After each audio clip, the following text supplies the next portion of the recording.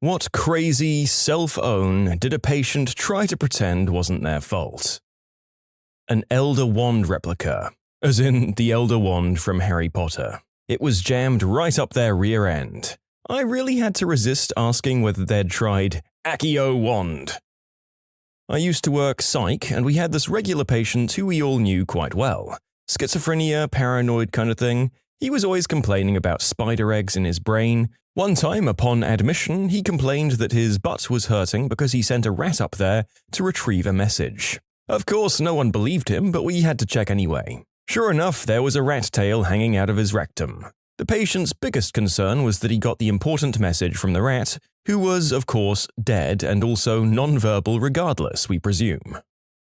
On Thanksgiving, I had a pain almost literally inside my butt, but more towards my perineum. Ingrown hair, abscess kind of thing. I went to the ER since it was a holiday and I could hardly sit. When they asked what the issue was and where it was located, I said, in a sensitive area. When they pressed further, I said, my perineum. Oh, the nurse replied, you mean your taint? We all had a good laugh and I had my taint lanced. The patient very hesitant with what was actually up, so went in for an x-ray. Unmistakable shape of a Barbie doll right up his butt. So, emergency surgery and it's removed. He came to and saw his wife at his bedside. He panicked, and when she went to the ladies, he asked the nurses not to tell her what's happened. She comes back in, and one of the nurses brings back the crap-smeared Barbie doll in a small plastic bag. His wife glares at him. I once saw a high school-aged kid come in with a dinner candle stuck in his rectum. He reportedly was using it to reach an itch. Apparently, the itch was in his spleen because that thing was deep. His mom told me the story and how she had previously asked him to not itch himself with other things of hers. I didn't ask for any more details. I honestly think she believed that he was just really itchy. Well, folks, it's been a while since the narrator has done a medical video, and honestly, I was beginning to delude myself into thinking that there weren't actually that many stories about guys who got curious and tripped and fell onto things that then happened to go up their butts. But there we go. 4 out of 5 of our first stories all have that exact specific subject, and all 5 are kind of about troublesome objects and butts, so if I worded the criteria correctly, I could probably pass this off as a perfect run. Except the word perfect really has no place near any of this. I'm a corrections officer. I had an inmate complain about a pain in his Johnson. Took him to the facility hospital. He had screws jammed into his pee-pee hole. About 14, if I recall correctly. They took the screws out of him and put him on some psych meds. About a week later, he cut his own member off with a broken mirror and flushed it down the loo. That part of his anatomy was never recovered. Sent a male patient into the bathroom to collect a number 1 sample. Took him much longer than expected. He had misunderstood and given a splooge sample. Oh, I've got one. I had my nose straightened and septum shaved after I broke it like an idiot. I woke up after anesthesia feeling like the frickin' man. After about a minute of being awake, I tore out my IV, stood up, and started walking out of my room because I was going to walk home, about 3 miles, and finish that one mission in Heroes of Might and Magic 3. I walked past a nurse and she said, "You're bleeding." "Haha, no, I feel amazing," I responded. I kept walking until I got to the elevator, and I saw my reflection in the metal. My face is bandaged up, with black and blue bruising leaking out from under the white fabric. My eyes are bloodshot, and I generally look like crap. But hey, that doesn't matter, right? My immediate next memory is waking up sometime later, back in my bed in the hospital with the IV inserted into the other arm, and I'm strapped to the bed. Turns out I'd been on a morphine drip, and that's why I felt like Superman. My parents start yelling, and I'm like, "What you flimmin' walking but?" Turns out I gave myself a concussion while I collapsed while waiting for the elevator. On the bright side, that's how I found out painkillers are amazing and that they'd help me survive a year of intense manual labor when I ran away from home. On the downside, I was addicted to painkillers. I was 12 and I had an infection in the old man purse and tried to hide it, hoping it would just go away. I was walking funny and it eventually turned kind of purple. My parents got very worried and spoke to me about why I was walking funny. Finally, I had to show my mum my crazy, swollen berries, and we went to the doctors the next day. While I was there, I explained the situation. They needed to do tests, so I was given morphine so they could ultrasound my nads. There was this super attractive nurse doing the ultrasound too. She got clear jelly all over my downstairs area. It still hurt, but man, if that wasn't one of the first rock-hard eggplants I'd ever got, I don't know what was. I was so weirded out by the whole situation. First, I get an infection down there. Then I'm given morphine. Then I get jelly slathered all over my splooge wallet. Then I see one of the prettiest girls in my life and she touches my disgusting, morbid sack. I tried desperately hard not to smirk because it still felt kind of good, also being ticklish, but every couple of seconds I'd giggle and smile, but then a quarter second later it would hurt and be painful. So this was all just kind of like a roller coaster, especially being so young. It went on like that for at least 5 minutes. I don't really remember what the problem was, but if I recall correctly, it had a bacterial infection, but that cleared right up and I was fine. I think the only lasting effect from that was that women with short hair are still very attractive to me. Doctors and nurses, if you're reading this, thank you, but holy crap, that was confusing. In short, had an infection and had a hands-on experience that I'll never forget. One time a lady came into the ER with itching and pain in her hoo-ha. She said she had used some garlic as a natural way to fight a yeast infection. And no, it wasn't from eating the garlic. Not hidden from us, but from her boyfriend. She came in with $9,000 in cash which she had wrapped in plastic and shoved up her hoo-ha. Her natural acids in there had disintegrated the plastic wrap, and she had to be anesthetized to get it all out. The 10-inch long cucumber that the male patient had tripped and fallen on, which was distending his abdomen on the other side of his body. The patient said nothing until the CT scan showed the mass. I had a lecturer who told me about a homeless guy who regularly presented to ED complaining stomach pain. He'd get an abdomen x-ray which showed a bunch of wire inside his abdo. He'd be added to the next day's emergency theatre list, get a hot meal and bed for the night, before hoofing it the next morning and self-discharging before surgery. He'd purposefully pierced his belly with a wire coat hanger and fed the thing inside himself so he could go around to hospitals and score a free hotel room for the night. And by the way, this isn't a place with universal healthcare, so even though he was a regular and the hospital staff knew him by name, they couldn't refuse treatment and couldn't force him to have the coat hanger removed either. Good lord. The narrator came here for fun, silly stories about people with things up their butts, not sad stories of the desperate measures some people will go to get a good night's rest and a meal. This is heartbreaking. And before people go saying this is why you shouldn't have free healthcare, no. Just no. We have free healthcare so that down-on-their-luck folks who need medical attention can get it without being refused service or being put further into crippling debt. The occasional case of a guy like this abusing the system is just the price we have to pay for that. Oh god, I need to tell this story. My uncle is a retired surgeon. One day an elderly man gets to the ER with the handle of a paintbrush up his butt. We're talking decades ago in a countryside hospital where sticking things up your butt was a big taboo. Go figure in an old man's mind. So, word spreads among the staff and doctors and nurses enter the poor man's room pretending to do preliminary checks and ask him why he's there. By chance, he also has a scratch on his wrist, and that was his answer to everyone. Oh, you see, I have this scratch here and I wanted to have it checked.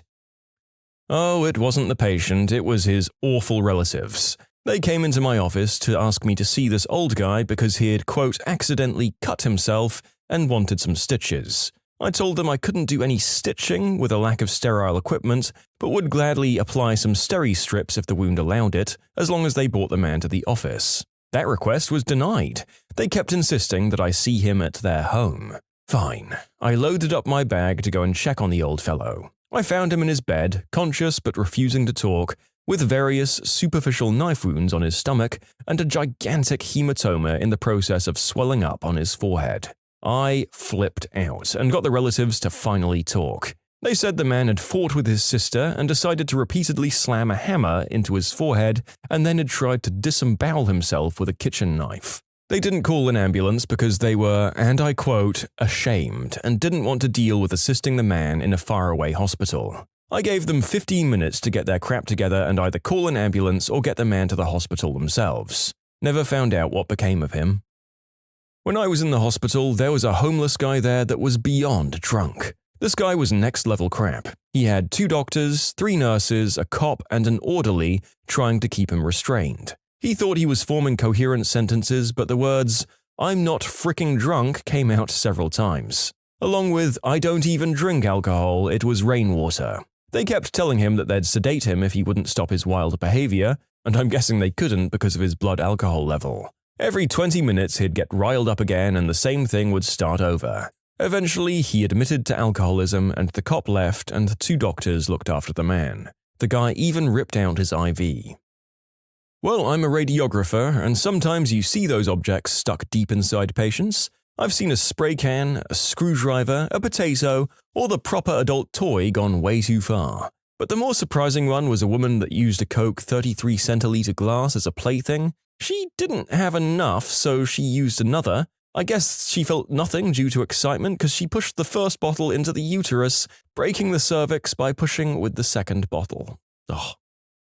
You can submit your own stories to be featured here on the channel. The story submission link is in the description below. And if you want to listen to some vibey music in the background, check out Easy Mode, also linked below, and subscribe.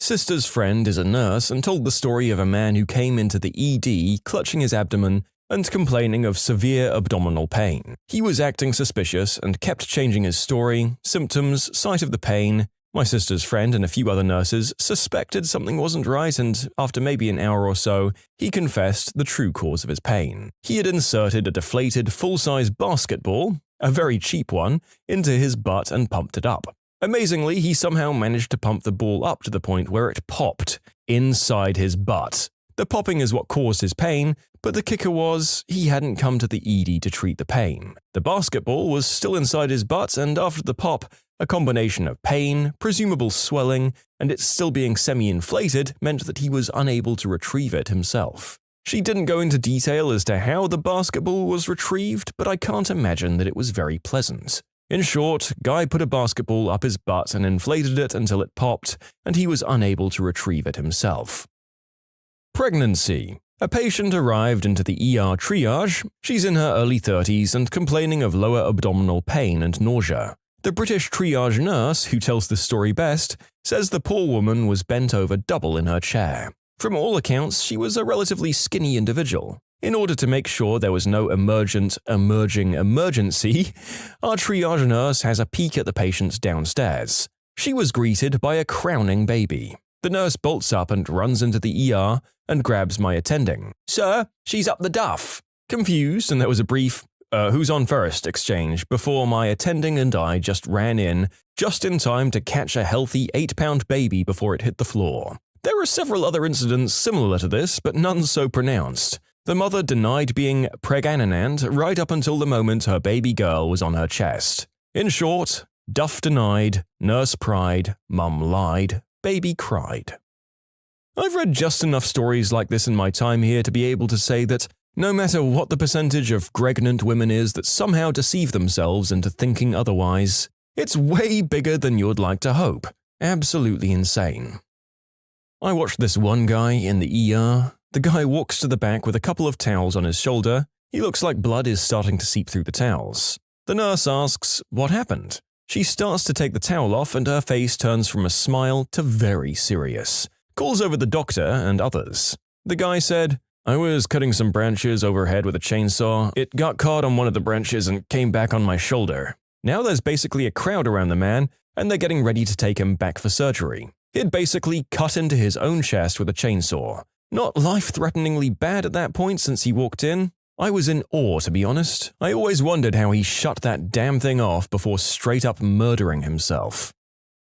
My best friend's mother is a nurse. One night, as a joke, my friend decides to show her One Man, One Jar, which is a hilarious thing to watch with your mum, right? Anyway, this woman is just deadpan the entire video and follows it up with, "Oh, is that it? Okay." Dumbfounded, we ask what she could have seen that could possibly be grosser than that, right? She proceeds to tell us in detail about a man who stuffed a hamster into a Johnny, then shoved the rat bag up his butt. The hamster then, out of suffocation, chewed through the protection, clawed its way deep inside him, where it drowned in a mixture of blood and number 2 after shredding his colon in a frenzy. Like the messed up, real-life version of that one South Park joke. She was part of the team that had to retrieve said rodent. His mum always seemed like a demure housewife, but damn, that lady has seen some crap. My sister is in organ donation. The biggest obstacle is people thinking, doctors will let me die and steal my organs. First of all, if you die, your organs are useless. They can take corneas, long bones, ligaments, and sometimes skin from dead bodies, but those aren't rare or in demand. Everything they do to save your organs would also save your life. You need to be brain dead but have a steady heartbeat on a machine that breathes for you to donate organs. Usually, the doctors need to work for hours to save an organ donor, which is an effort they don't take on a non-donor. She's been called to cases where the doctors thought the patient was dead meat. She didn't get called unless they're brain dead. But the doctors keep working because it's an organ donor. They'd have called a non-donor on arrival and sent them to the morgue. But they keep working and the person's revived or recovered, and sometimes fully recovers. If you want everything done on you to give you a chance, sign your donor card. I signed mine after she told me about that. She signed hers. If you're a non-donor, the doctors will just give up on you if they think you're a lost cause. I had a patient who, instead of treating her choice to have an artificial donor insemination as an empowerment move, had everyone else convinced that her child had a deadbeat dad who took off when he was born. She felt that this made her look empowered because she stood up as a single mom. The now school-aged kid knew about this but was horrible at lying. When I asked him about what life was like at home, he said something along the lines of, good, just me and mom. She's a good mom. Pretend dad ran away. There's no real dad though. When my sister started out working as a doctor, she got one of these, I guess, pretty regular adolescent boys with their sister's toy in the butt. She sent me a picture of the x-ray too. He said he fell on it, of course. I'm a neurologist in Spain. We were brought a patient with an acute stroke in the morning. Asking him about how it happened, he said he'd gone out for an early morning jog when he fell down, unable to move the left part of his body. An hour later, a nurse asked him the same question, and he gave another different fake answer. Turns out he'd woken up early, left his house, and he was doing the deed with a working girl when he suffered the stroke. It was this woman who'd called the ambulance. The tough part was meeting his family. Oh, you know. 70-year-old man, 12-inch hand-carved wooden marital aid normally meant for women, doesn't know how it got up there. You know the rest of the story. Yes, tripped and fell. We know the story like the back of our hands just by the end of this one video. But the real question here is whether this guy carved said implement himself. And how lifelike was it? And was it varnished? I want to know exactly how much work went into this Woody before it was unfortunately mistakenly shoved a foot into the man from a very precise angle. Had this patient come in once, you could clearly see she was north of 60, wrinkles with a cute, no-teeth smile. We asked her age. She gave her crooked, cute smile and says, "Son, I'm 40 years, but my grandchildren say I look quite young." I did an internship with a doctor, a dermatologist, and she told me that one day a homeless guy came to the hospital with a bandage on his foot, saying it was painful. The nurses were afraid to take care of him because of the horrible smell, and of course discovered what was under the bandage. The dermatologist was called and she said she did it herself. When she opened it, the foot of the guy just fell off. He got an infection and larvae started to eat his foot. Ugh. Does a semi-rotten sandwich found lodged within the folds of a heartbreakingly obese patient's panniculus during an emergency procedure count? Oh, I have tons of weird stories. When I was a fourth-year medical student doing a rotation at the Veterans Administration Hospital, the patient came into the emergency room complaining of stomach pain. We did an x-ray which showed 2 toothbrushes in his stomach. He explained to us that he had the sensation that there was something on the back of his throat and used his toothbrush to try and get rid of it, and accidentally swallowed the toothbrush. The same thing happened with the second one. We consulted gastroenterology and the toothbrushes were removed via endoscopy. He was admitted to the hospital for observation overnight. The next morning he complained of the stomach pain again. A follow-up x-ray revealed that he had swallowed his entire convenience kit at the hospital, including the small toothbrush, small tube of toothpaste, and even his plastic razor. Needless to say, we called psychiatry for consultation. It turns out this was not the first episode for this guy. He just liked to swallow things.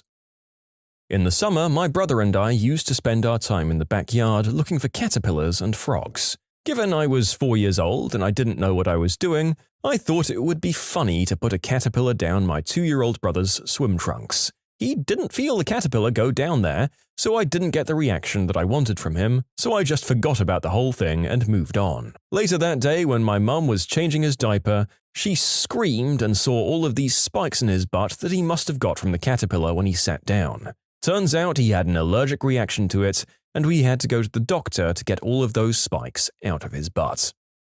Here's my circus of specimens. A lady presented multiple times requiring admission for systemic infection found to be a weird amoebiasis. ID docs were very confused. This was in the middle of a US suburban area. She was drinking her fish tank water to get sick. A morbidly obese lady came into the ED, altered and obtunded, kept responding to Narcan and then getting obtunded again.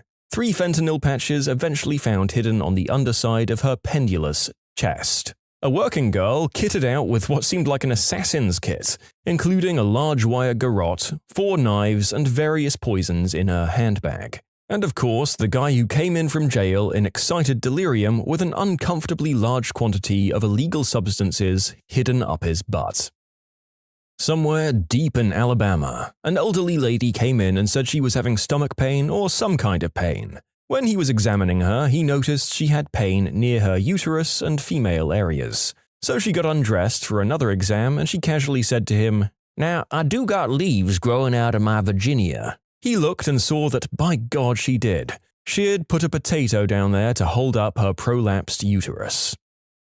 I poked myself with a sharp lead pencil and jabbed my hand and made little dots in the shape of a male member, then connected them with a line. 10 years later, the lines are gone and the dots are still there. Eggplant hand is my nickname, always an eggplant in my hand. Not a doctor, but my friend's sister is. 2 people came into the A&E one night, let's call them A and B. A had cuts around their lower back, upper thighs, and in and around their butt. B had cuts and a shard of glass in their face. Upon admission, they didn't say what the cause of these wounds was. It wasn't until they found traces of number 2 in the second patient's wounds that they said what happened. As it turned out, A had been sitting on a glass table taking a number 2, while B sat directly beneath to watch while they took said movement. The glass table gave way and broke during this spectacle. You might say it was a bloody crappy experience. Non-Americans. What misconception did you have about America before visiting or moving there? Well, I recently learned that New York is a state as well as a city, and Washington isn't in Washington. A while back I was dating this girl from India who was shocked to discover that Seattle was nowhere near DC. The best part about the naming of Washington State is that it was going to be called Columbia, but people at the time thought it would be too confusing, given that the nation's capital was the District of Columbia. This was before DC was mostly known as Washington, so they picked Washington for the state name instead of Columbia, to avoid confusion. My German friends wanted to go into my arsenal and start shooting with all my pieces. When I told them that I didn't have any, they looked at me like I was lying. I've taken several Germans to the range. It's a pretty awesome experience for them. I don't think they really grasp how bloody expensive the ammo is, though. I don't know if it's a misconception, but I expected Grand Canyon National Park to be less well maintained. Frankly, it's amazing for the amount of visitors. Visited last year, 10 out of 10. You people have an amazing national park service. This year we decided to come back and tackle Yellowstone, next weekend actually. Hats off to the national parks. That is some public sector crap I hope you people decide to keep investing in. For me, more than cities, they are the crown jewels of the US. The amount of public land in the US is unique and incredible. Thank Teddy Roosevelt and John Muir. They were both amazing men that pioneered the vast national parks of North America.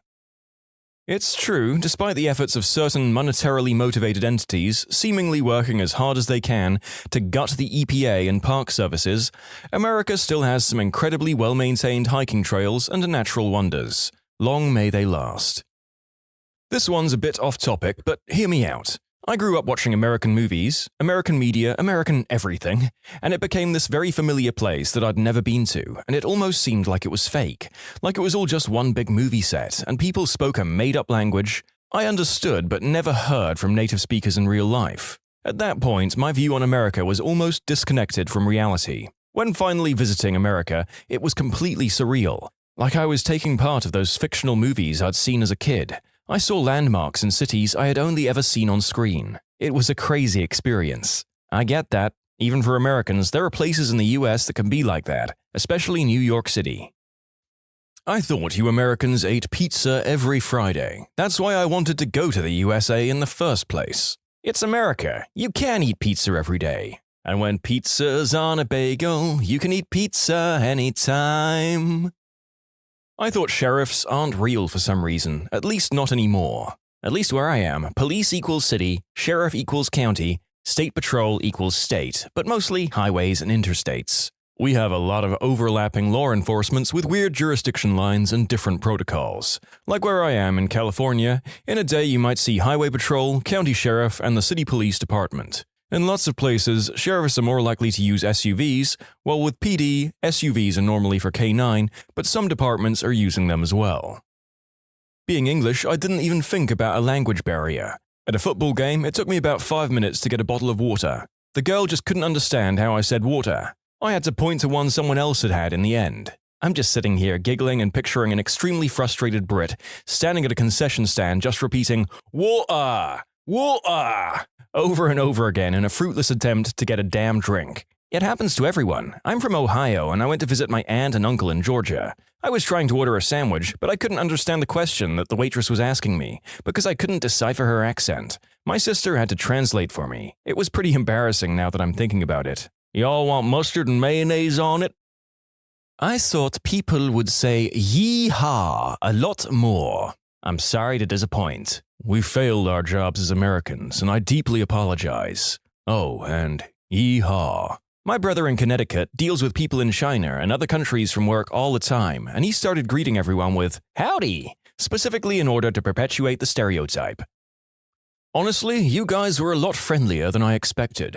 Even in New York, which seems to pride itself on not giving a frick, I found people to be extremely friendly, polite, and helpful. It's been great hearing everyone's take on this, and now I have a long list of places to visit in America. Fellow New Yorker here can confirm we do give a frick. Quickest way to get a New Yorker to talk to you, you stare at a subway map for more than a minute. The one thing that breaks us out of our do not talk to strangers shell is when helping with directions. I swear, if you ask the quickest way to get to the Empire State Building, 3 of us will jump in front of you to make sure you get there, and 2 of us may debate about which way to go, even though both of our directions are right and it would take the exact same time. If we're really friendly, we'll even give you a tip to skip the Empire State Building altogether and head to the top of the rock. Better views, no chain link fence, and you can actually get that picture in front of the Empire State Building. Something you can't do when you're standing on top of that building. You can also ask, hey, does this train go to 34th Street? Just to get us talking. Honestly, I think that a lot of the infamous East Coast and New York surliness goes out the window when people realize you're British or European as well. But maybe that was an isolated experience for me. I didn't realize those red cups were actually real and used by everyone in the US at parties. I thought it was just like a movie thing. My mum's friend went to the US and brought us back a stack while we were at university. We felt like we were in a teen film, and we even washed them up when we were done so we could use them again. I thought that I'd have no problem communicating because the people there speak a form of English. I've listened to their accents in my media the whole life, etc. Man, was I wrong. I don't think I spoke to a single person who I didn't have to ask to repeat themselves at least once. This was in Orlando. Oh, this sounds stupid. I knew America was big, but when I thought I could drive from New York to Florida pretty easily, I was so wrong. I just didn't quite register how bloody far away everything is. And I was wrong when I thought alligators just lived in the Everglades. Those frickers are everywhere in Florida. How surprisingly cold some parts of Arizona can get. I visited after spending a year in northern Ohio and basically went there naked, as I didn't expect anything could be worse than Cleveland's winter. Nope, I almost froze to death when I went to see the Grand Canyon and it was snowing. Yes, when I went to the Grand Canyon in October, I showed up in shorts and a tank top expecting it to be still and hot, like I was in Phoenix. Nope. Not only was it freezing, but it was the windiest place I've been in my entire life. So beautiful, though. When my parents and I moved from Poland to Texas in 1997, we had no idea Daisy sour cream wasn't a cheese spread. Still have it on sandwiches. On a solo road trip up Route 66, I picked up an 18-year-old Dutch kid on his first trip out of his country. He thought all American diners were owned by one company called Diner. That was pretty adorable.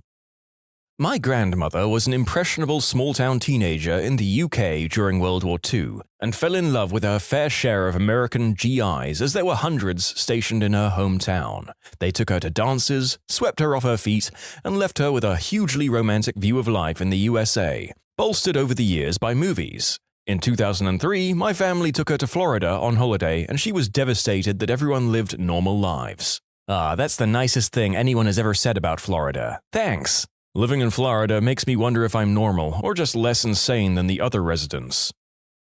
I thought Washington was the most serious place in the States, but when I went there for a tour in the White House about 3 years ago, most of the city smelled like green herb. I was very confused. After several replies to my story, I need to clarify I was talking about Washington, D.C. Didn't think it was necessary since I mentioned the White House. I do apologize for any confusion. People think DC equals government, which it does, but they also forget it's an incredibly liberal population. I don't know the numbers now, but it also used to be the gayest city in America by percentage of population, and we know how to party. You get a lot of high-strung young professionals, and they have to blow off steam somehow. People might not believe that DC consistently votes in the 85 to 92% range in favor of the Democratic candidates in each presidential election, regardless of who's currently in office or who the candidates are. I'm not saying that the Dems get 90% more or double the votes than the Republicans.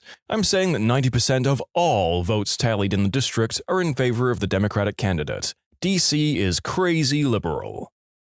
I got an admit to a school in Texas. I was worried about all the six-shooter slinging cowboys and random shootouts everywhere. 4 years in, and I'm yet to see any of those guys here. I did get to go to a firearms range last year, though. I had an exchange student from Europe recently, and he said his mom said she'd be happy as long as he ended up anywhere in the US except Texas. I live in New Orleans, like in the city. His mom was still happy it wasn't Texas. He said he'd fill her in on the actual danger to him in New Orleans versus Texas when he went home. I visited New York City and had the expectation that everyone would be rushing around and keeping to themselves, but people were so friendly. Like several times a day, girls stopped me in the street simply to say something nice about my hair or outfit. I just found it really strange, but nice. I'm from London, UK, and I guess I'm just used to people avoiding eye contact or talking to strangers. The only downside was the catcalling was heavy and more aggressive than I've experienced anywhere else. I've only been to New York City, LA, Vegas, and Florida, but I've generally always found Americans to be really pleasant and polite. I've had to rethink just how antisocial we are in a lot of Northern European and British cities. Perhaps even if New York is unfriendly by US standards, it's still worlds ahead of Britain in acknowledging people around you. That it was a big country. It's not. It's insanely vast, stupidly vast, beyond anything I can compare it to. Returning to the UK after a trip to the US, it feels like I'm visiting Toy Town and everything is just so cute. And I'm English and feel like this after a week or two away. Also, people are a lot less fat than we're led to believe. Yeah, there's some obesity, but no more than I see here in the UK. I also felt massively safer driving in the US than I do in the UK. People seem to drive with a lot more patience and there's a lot less under or overtaking. In the UK, at any given moment, someone is planning to cut you up or is actively swearing at you a car away for being either too fast or too slow, or not pulling away from the red light the instant it turns amber. Yeah, a lot of people underestimate the physical size of the country. It's common in conversations about travel for Americans to point out the ease of traveling in Europe. Americans don't understand how you can hit 2 to 3 countries in a day or for a weekend. Europeans don't understand that you can drive for 8 hours through Texas and still be in Texas. The East Coast with the smaller states are easier to travel through with transit, but once you get west of DC or Maryland, there isn't transit connecting cities. It's plane, car, or if you're severely unlucky, Greyhound bus or rail. My friend's wife is from Costa Rica. She was shocked to find out that Americans take regular showers when she moved here. I guess most of the Americans she was exposed to growing up were the backpack Costa Rica hippie types who didn't clean themselves much. Thought food was going to be crap for some reason, then discovered that the quality was way better than what I'm used to. Also thought everyone was going to be morbidly obese. Came to Colorado, and 90% of people are fit as frick. I thought Walmart was going to suck. I ended up loving Walmart. I also didn't know Colorado was the fittest state before coming to the US. I know now. As someone from somewhere else in America, I just had the same experience on my first trip to the Rockies. Retirees trail running past us up a 45-degree grade at 10,000 feet above sea level. Wow. I thought that WrestleMania was a huge deal for Americans. I was hoping that it would be like a national holiday. WrestleMania and NASA are my two favorite things about America, so this was very sad for me. Vince McMahon would like to have a word with you about an exciting offer that only costs $9.99 a month. Met a guy from Portugal in Portland, Oregon. He said he was surprised that he hasn't seen anyone get shot in the street yet. He assumed everyone in America carried a piece, and street shootings were extremely common. I'm curious, did he think that they were Western-style shootouts, or more like just random acts of violence? Hell, I'm from Idaho and went to New York for Comic-Con, and got asked how I liked the modern tech available in the city. I was confused until we talked more and realized that he thought we didn't have electricity or cars, and that I used a 6-shooter to shoot coyotes trying to get at my cows. It's not just non-Americans. Not really a misconception, but I was pretty young when I moved to the US from mainland Europe. My parents mentioned that the US was at war with Iraq. This was in 2003, and I was wondering to myself why we were moving to a war zone. I thought there would be air raids and bombings all the time.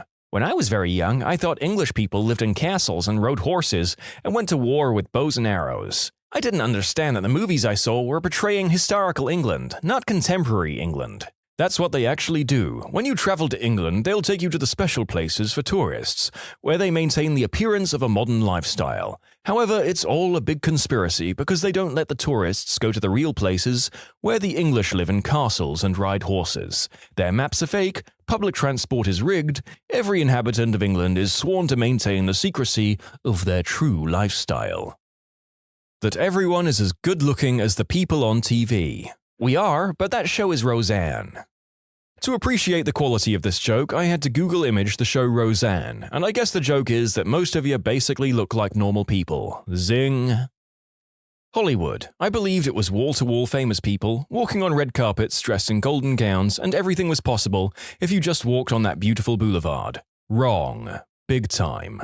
There was nothing, and I mean nothing worse than when we had out-of-town family visit us, fam lives in SoCal, LA area, and begged to be taken to Hollywood so they could see the Walk of Fame, etc. Even after explaining that it's a dump, they always insisted. And then we'd get there and they'd see what we were talking about, and we'd have to claw our way out after 30 minutes. That area is horrible in the summer. Traffic going in and out is impossible, everything is overpriced, and it's filthy as heck. I had to work for an event designer out there for a year, and that drive was part of the reason I quit so soon. I love LA and all the cities in it, but Hollywood and Venice Beach can go get screwed.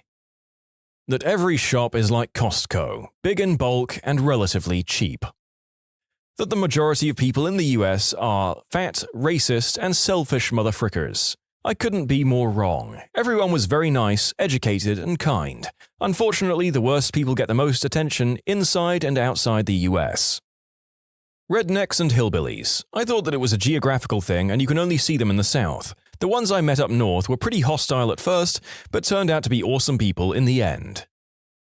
I thought Americans, especially Californians, are sassy and snobbish. I was so wrong about that. They're freaking chill, friendly, and some are really down to earth. I also thought that most are really rich and that they own mansions with swimming pools at the mountains of Hollywood, but no. Most of them live in apartments and houses. My big misconception was I thought life was easy here, that you don't have to do 2 to 4 jobs just to make a lot of money, but unfortunately it was the other way. When I was in high school, a friend's older sister had a German student and a British student visit for Thanksgiving. They were students with her at UT. It was so much fun talking to them about the US and answering all their questions. The best, though, was their questions on the states. They thought Chicago was a state, and were surprised to learn Hawaii and Alaska were states as well. They thought they were a step up from Puerto Rico, but they were surprised to learn they also had representatives and senators. From the outside, the US looked like one country. Once you're there and drive around multiple states, it more seems like many different countries with different accents, laws, regulations, way of life, food. That was a big surprise for me. Misconceptions before moving to America. 1. Americans only work 7 a.m. to 3 p.m. 2. No one works after 12 on Fridays. 3. Americans take a lot of vacations, summer plus Thanksgiving plus Christmas. After moving to America, 1. Everyone is working their butts off. 2. The concept of fixed hours is fuzzy, people log in early and late to get to important stuff at work, and 3. Americans are not getting much time off, most are not even using their vacation days. I was told the typical stuff before going to the US the first time. The TSA are buttholes, everyone carries a piece, and people are hella unfriendly.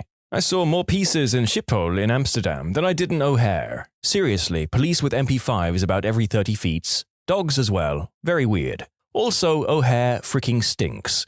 Worst airport in the world.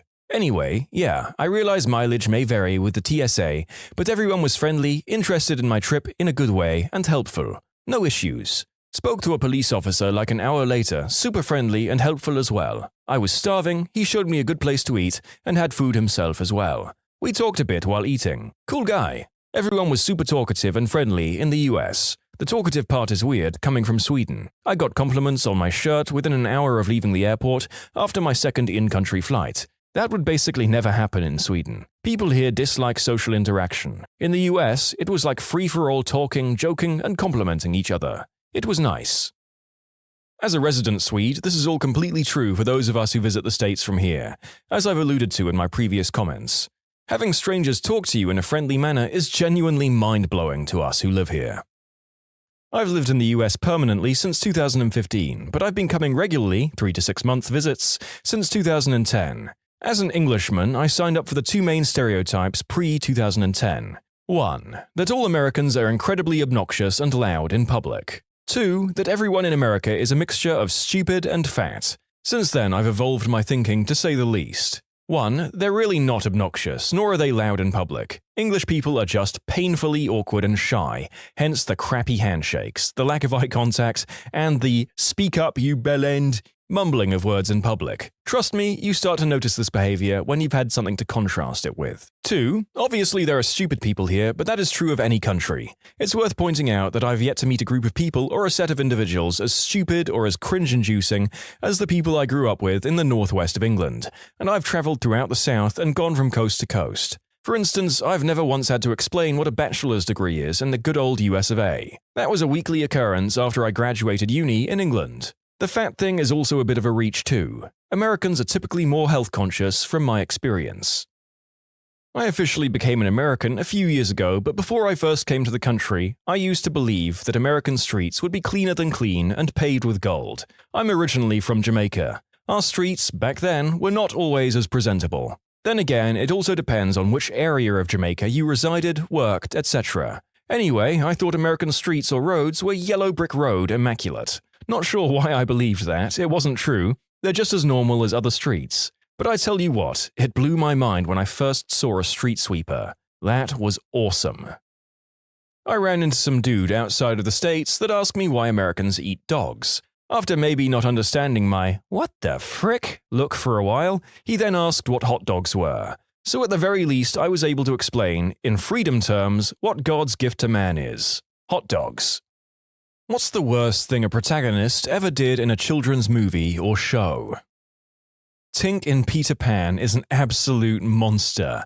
She tried to get the Lost Boys to murder Wendy. The whole film is full of aberrant morality. I mean, that's relatively on the low end of her atrocities. She sells out Pan and the Lost Boys to the pirates because of her hatred and jealousy. In the book, it's even worse because the pirates aren't buffoons, but highly competent and malicious. Smee isn't as much of a lovable idiot in the original. He's a sadistic torturer whose sword is called Johnny Corkscrew because he wiggles it in the wound after shanking someone. He's described as a genial man who's not as severe as the other pirates to the kids, but he's also described as one who would stab with no offense. Don't forget Peter Pan was a monster too. He'd teach kids how to fly, but never how to land, and they'd just fly until they starved to death. Lab rats. The dad/inventor kept the kids in cages, and it wasn't until he married and got a stepson that they got rescued. Then everyone was, oh well, good times. Honestly, a lot of Disney shows and other kids' shows have creepy undertones like this. This won't make much sense to anyone who's never watched the show, but I'll never forget an episode of Wizards of Waverly Place where Alex makes a new friend that turns out to be part of this underground uprising against the unfair rules on who gets to have powers. She seemingly joins her, only to find out she was actually tricking her so she could turn her into the authorities. They act like this was a huge, brave, and heroic thing she did, and that the people fighting against unfairness were those evil people who deserved to be punished. Basically, the message was that you should never question authority, and those who try to stand against unjust laws should be turned in. It really creeped me out. Oh, it turns out I misremembered that last part. It's actually worse than that. She freezes her to give her powers to her brother, and then Alex's little brother Max knocks her over and shatters her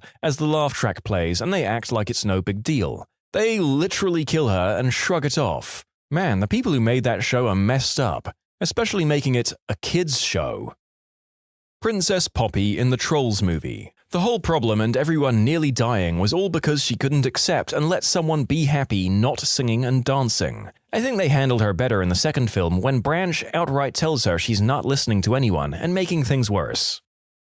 The Fat Controller in Thomas the Tank Engine bricking up Henry the Green Train. All Henry wanted was a coat of waterproof paint or a break from the work till the rain stopped. Nope, brick up the tunnel and take up the tracks. Frick you, engine, you work for me. Is the Fat Controller really the good guy? The trains are enslaved and taken to the junker's yard if not really useful. Dude is worse than that Grandpa Joe. Ha ha ha, laughed the Fat Controller. You are wrong. There are a lot of downright concerning implications of the Thomas verse.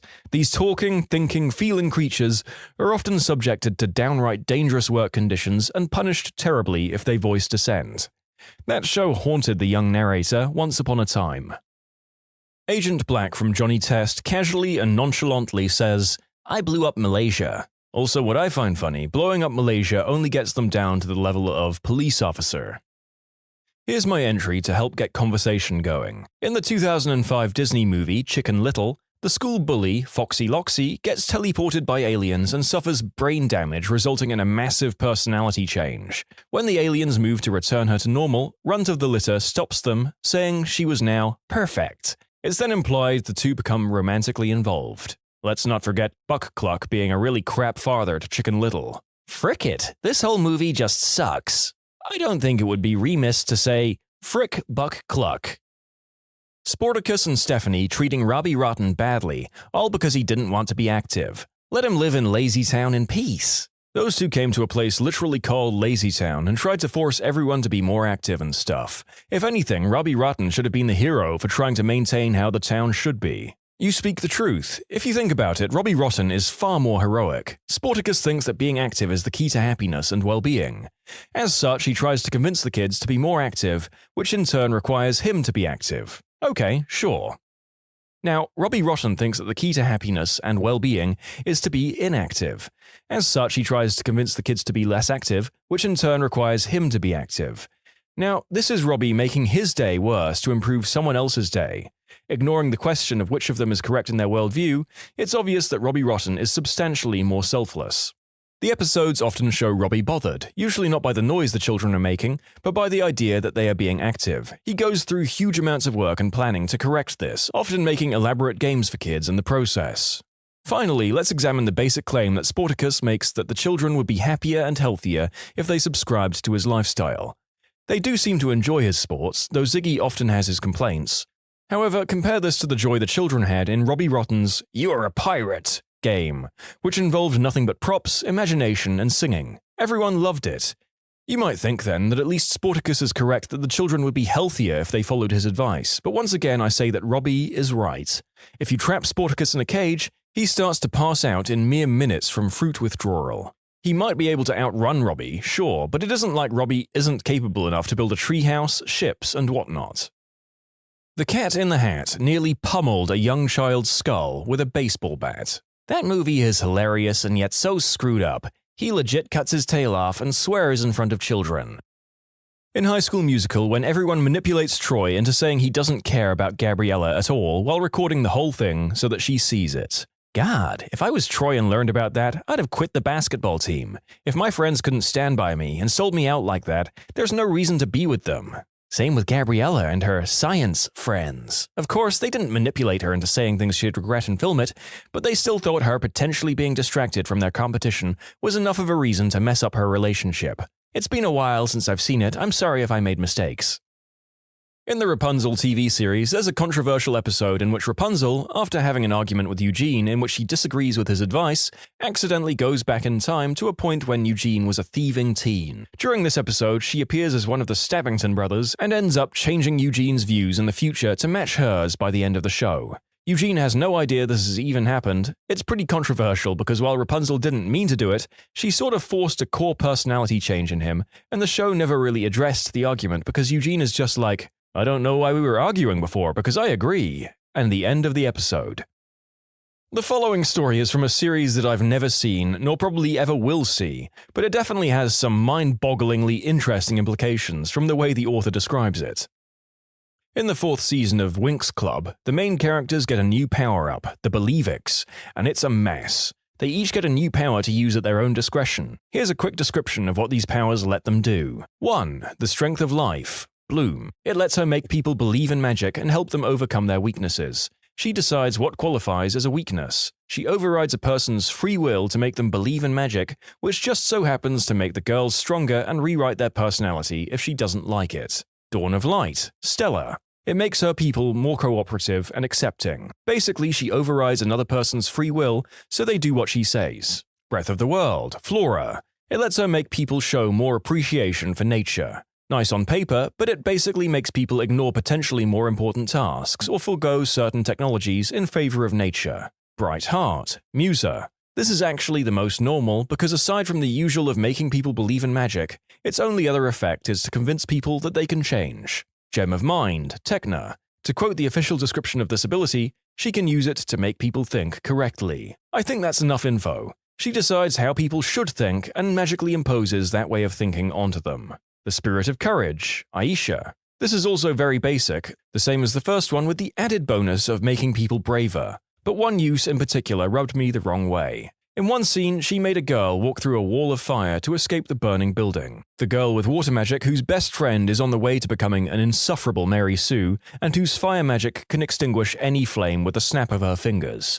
There was literally no need to endanger that girl like that. They had 2 people on scene who could not only have saved the building, but also all 6 of them could have repaired it with magic. Overall, those girls are a threat to society. They're emotionally unstable, have 0 coping mechanisms for when they get sad, and are basically demigods. Musa once saw her boyfriend with another woman, and she just ran away crying like a kid. She has sound-based powers. She could have easily listened to what they were saying.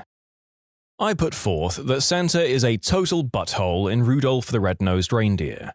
I can understand the young reindeer making fun of Rudolph's red nose. Kids are mean and will easily make fun of someone for being different. But then Santa walks in. He could have set everyone straight right there. Explained how it's our differences that make everyone special and all that. Nope, he readily agrees with everyone that Rudolph is a lost cause and even tells Donna he should be ashamed of his son's red nose. Da frick? Until he needs him, then all of a sudden he's part of the group and useful and liked. That's some fit in or go fricking die if I ever saw it. Any deviations from the norm will not be tolerated unless it's exploitable. Ho ho ho! Land Before Time when they're sleeping in the footprint and Sarah tries to wake them up gently and quietly. Littlefoot starts being loud and attracts the Sharptooth, causing him to lose the last gift his mother ever gave him, a tree star. Literally every single decision made by Robin Williams in Mrs. Doubtfire. What's interesting is that as a kid, you side with Robin Williams. Rewatching it as an adult, the guy was seriously dysfunctional, and his wife was absolutely right to divorce his butt. Also, you realize that Pierce Brosnan's character wasn't the villain you thought he was when you were a kid. He was a legitimately nice, solid guy dating a woman with 3 kids going through a contentious divorce. He was a saint, but ended up almost choking to death. Batman shutting down a machine that was turning Matt Hagen, aka Clayface, back into a human because he was using an experimental thing stolen from his company. I never hated Batman more than that moment because the animated series Clayface is the most tragic fricking creature of a man there ever was. Ron Perlman always made me cry when he had that first moment where he says, "I'm not even a man." I cry every time. In the episode, he's falling apart and dying, then when he's there on the precipice of becoming human again, he can feel it. Batman tosses a batarang and cuts off the flow of the chemical. Fricking hated him for that. Yes, thank you. I hated that episode as a kid. Clayface had the chance to get his life back, but Batman stops it because he stole something? It felt so unfair.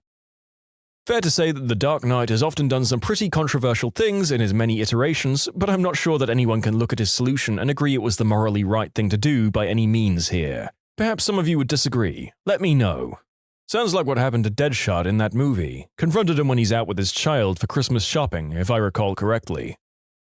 Carly from iCarly was a butthead. Remember that episode where she's attracted to the guy because he stole his brother's motorcycle? Then she dumps him because he was not manly enough because he collects plushies. Schneider's humor was so mean-spirited overall. Remember the one where Freddy says he didn't like Fred, and Fred made the whole video about quitting the internet forever, and Freddy was getting hate mail including a phone call from his aunt where she told him she hoped he fricking died? Then at the end they met Fred, and he tells him the whole thing was just made-up drama to bring attention to iCarly and his own channel, and he didn't even bother to fricking tell them first. Pretty much everyone in that show was a crap bag. The third Hokage really had Naruto living by himself. Poor, begging the ramen man to feed him. All this after promising his dying parents that he would take care of him. He was basically the ruler of the village and let the kid live in poverty for no reason. Goku giving Perfect Cell a damn senzu bean right before his emotional teenage son fought him to the death, over the fate of the Earth. A couple of people have said this, can you elaborate? Okay, so Perfect Cell is essentially a combination of all the strongest fighters on Earth. Fighters who have killed planet-destroying monsters, or a being who killed them all in an alternate timeline. Goku, in some sort of bizarre test, fought Cell and won, but didn't kill him, instead he healed him, which brought him to beyond his full strength thanks to alien biology, and made his son fight him for the fate of the planet, just to see if Earth will be okay if Goku dies. This led to his own death, giving his son PTSD, causes the end of the world in the next arc, thanks to Rival becoming evil thanks to a lack of a sparring partner whose power releases an intergalactic demon who destroys Earth. Dragon Ball is weird, I know, and makes both of his sons fatherless for the greater half of their childhood. The parents and parent trap. Let's separate our twins, take one each, and never tell our respective child that she has a sister. What the frick? Mr. Krabs drove his rival Plankton to take his own life by stalking and harassing him in a Pearl costume in the one-course meal episode of SpongeBob SquarePants. What about when SpongeBob and Mr. Krabs actively attempted to cover up what they thought was a murder? Also, didn't Bubble Buddy basically just watch a guy drown? There was some dark crap in SpongeBob. Fun fact, one of the recent SpongeBob episodes legitimately referenced Squidward trying to take his own life. Basically, Squidward and SpongeBob had to deliver a Krabby Patty to a bizarre mind-frickery land. Squidward tried to escape from the place by opening a series of doors until a jump scare of Squidward's face showed up. The UK version removed that part for some reason. Just saw an episode of Teen Titans the other day, and they spent nearly a whole episode trying to escape this witch that had mind-controlled them and was trying to eat them. When they finally trap her back in the cursed pie, it's a weird episode, they leave it outside the door of the teenage supervillain group so that they will get eaten. I can't frame this in any other way than attempted murder. Teen Titans, don't go.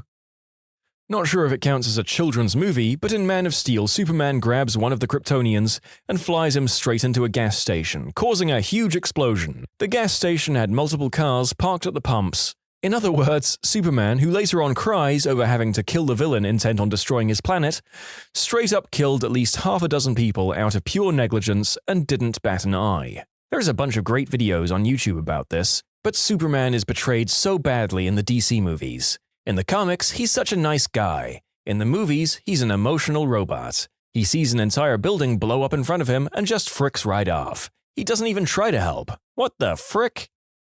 I'm sure The Man of Steel doesn't count as a kids' movie as well. I was just desperate to be able to comment on one of the few things that I've actually seen in this collection of stories. Yes, Clark kills a whole bunch of people, and yes, he gives about 1,000th of a frick about it as he does for killing one genocidal Kryptonian general.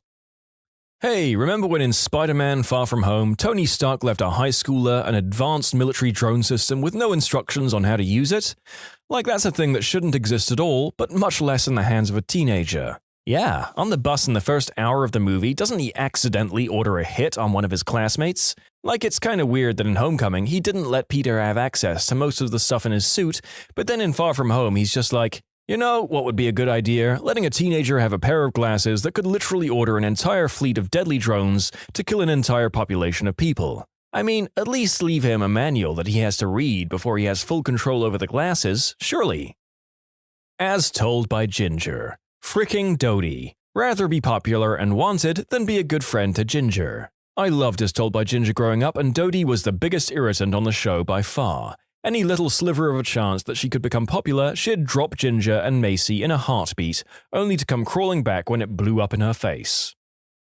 Oh, that one kid, Greg? I don't know, from Diary of a Wimpy Kid. He fricking shuns his best friend for clout, breaks his arm, throws kids in a ditch in the rain, craps on his friend's comic idea, and blames his friend for getting him fired from being a hall monitor. At the beginning of Megamind, when they were just school kids, Metro Man is literally responsible for turning Megamind to villainy by ostracizing and bullying him. It turned out okay in the end, but it's bothersome he never addressed or apologized for his behavior. Willy Wonka literally disfigured 4 kids on his factory tour, not to mention all the slave labor. Butthole pays Oompa Loompas with cocoa beans. That's definitely below the minimum wage.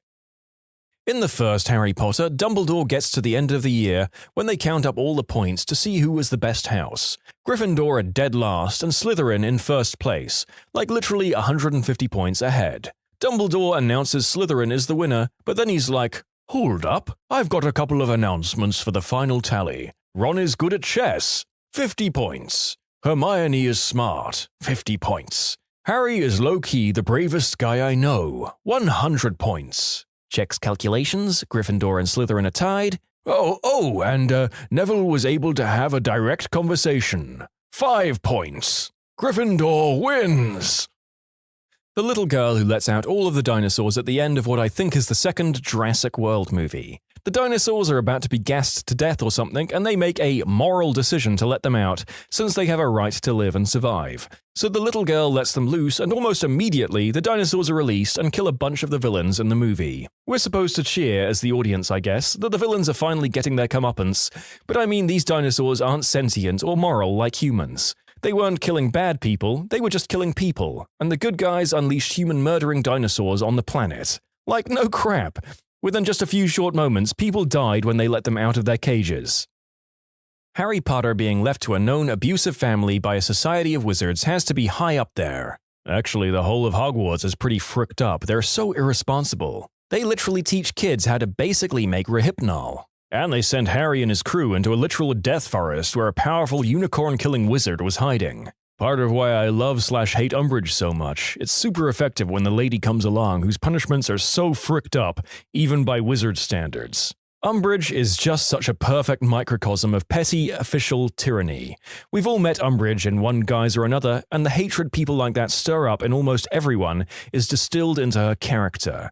She's like the platonic form of the parking warden who delights in seeing someone's car towed away. The bureaucrat who barely suppresses a giggle as your dream house has its planning denied. The port official who politely but gleefully informs you that at his say-so you won't be allowed to board the ferry to go on holiday because of a slight paperwork mistake. She's Orwell's proverbial boot stamping on a human face forever. She's the Vogons if someone made a serious take on the concept. She's the personification of the system triumphing over the individual. She's the meat grinder from another brick-in-the-wall video that homogenizes children into a uniform paste. Umbridge absolutely nails that whole archetype, and the fact that she's so memorable is because we've all met her. I dare say Umbridge is Rowling's greatest character, for the sheer hatred she instills in absolutely everyone.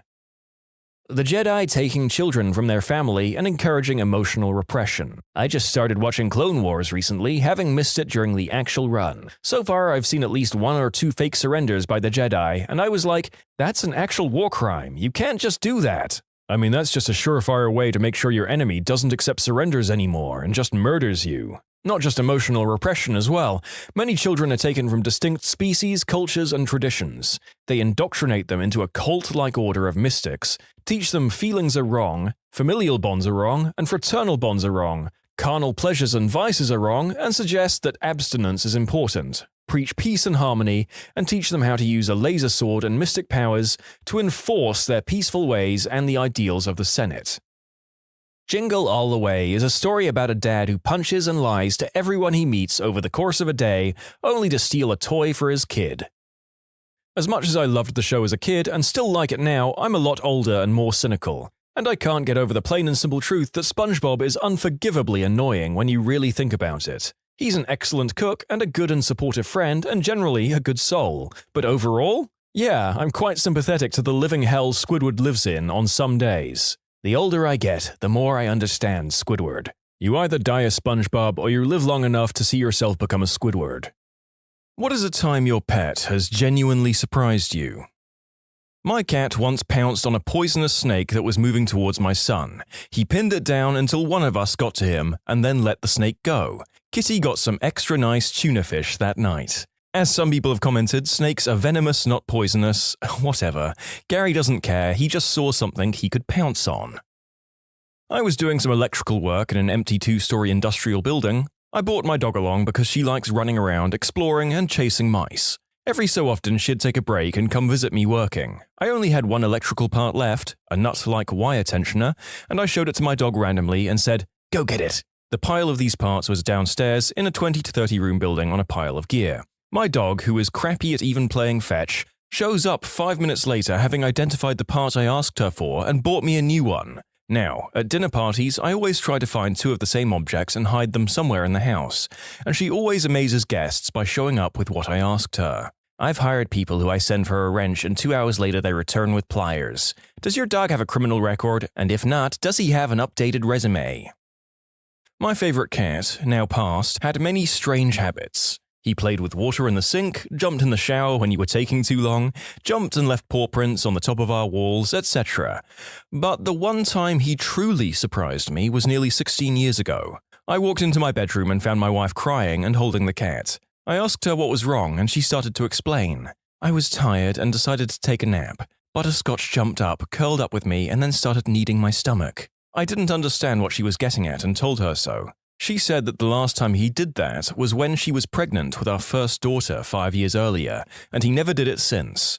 She was convinced that he was trying to tell her that she was pregnant again, and she was crying because she was so happy. She had even made an appointment to get a pregnancy check. Turns out, 4 weeks pregnant. I missed that cat. He made it to over 20 years. Cats, man. They can be really nasty little mean buttholes, but there are several in this collection of stories that exemplify what the best of them can be like. Related, the whole recording session is making me want to go and buy a whole bunch of pets.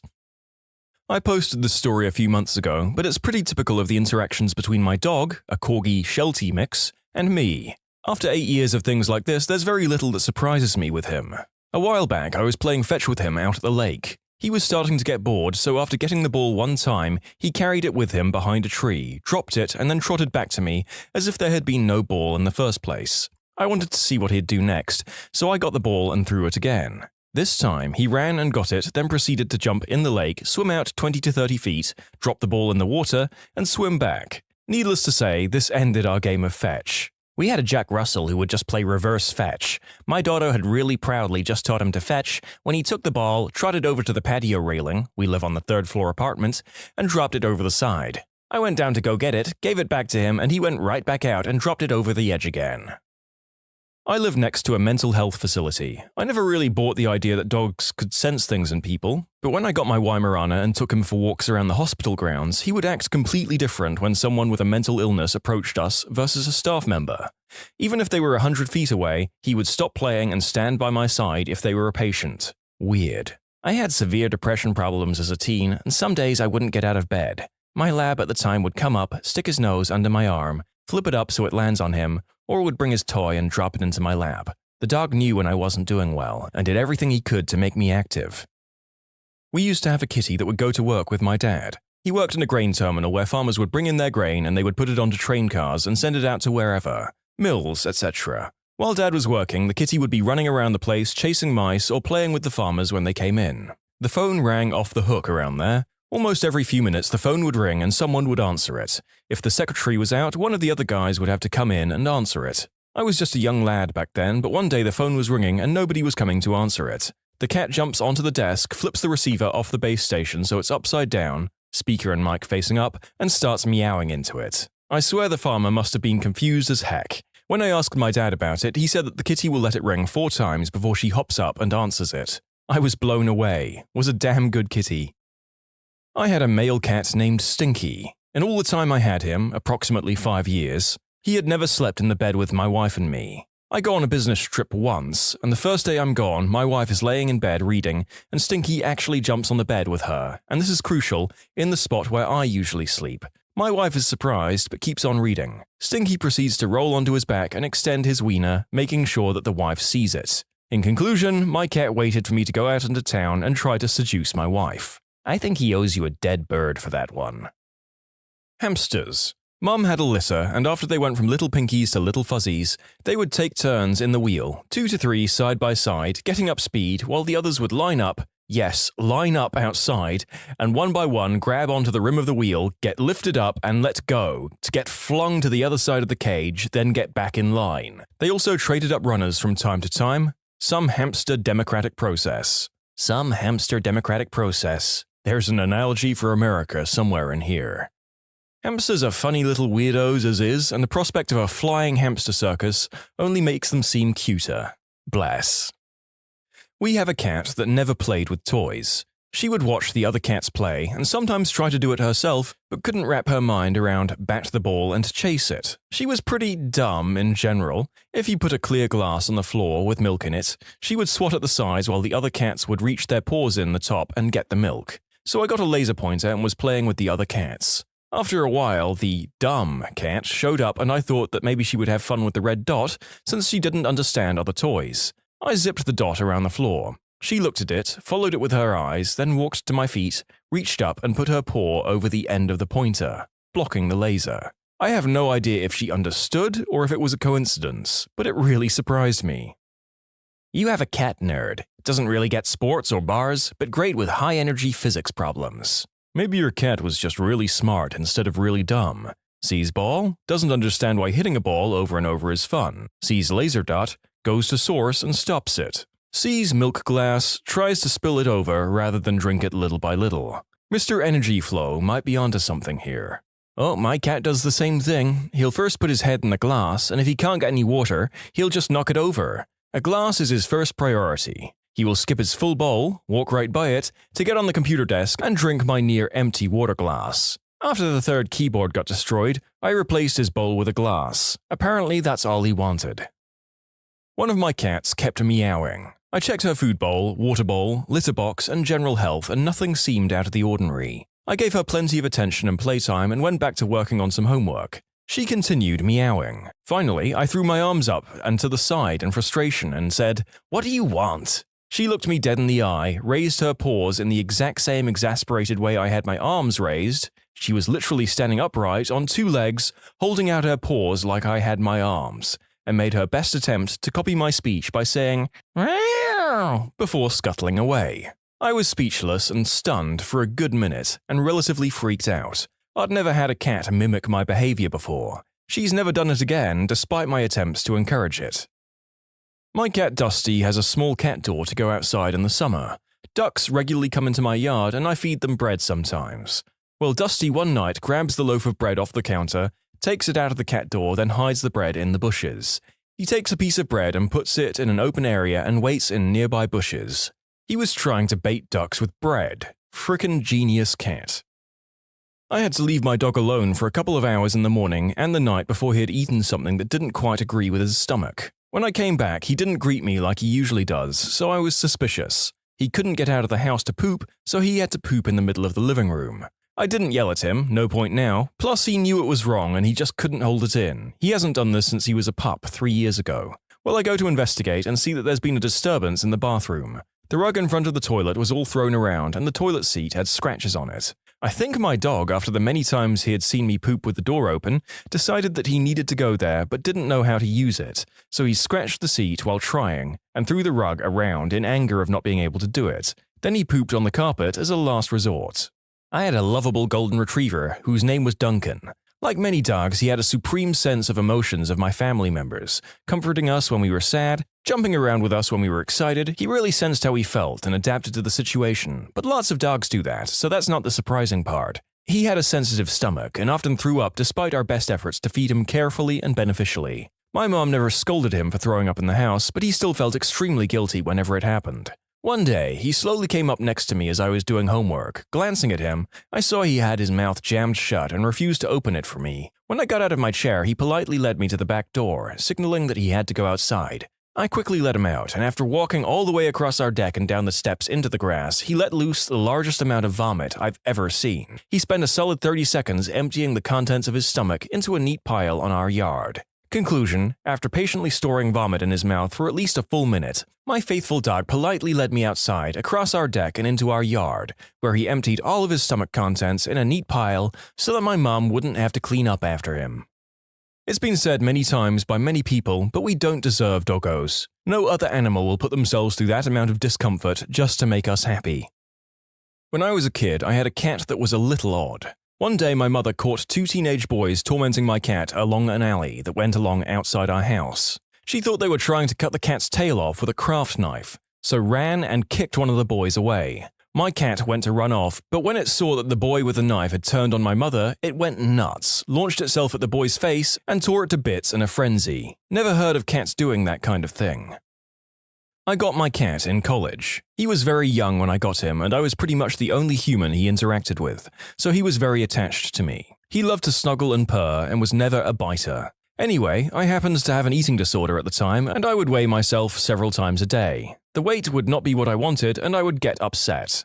After a few weeks of having the cat, I went to go step on the scale. As I tried to step on it, the cat launched himself across the bed, tackled my calf, and bit down very hard. He never did things like that. After that episode, he proceeded to bite and scratch me whenever I went for the scale. Apparently, his cat logic was, human girl steps on box, gets sad, and cries. I must make sure she never steps on the box. Funny thing is, this actually helped me get treatment for the problem. I was like, crap, even my cat knows I have a big problem here. I should get help.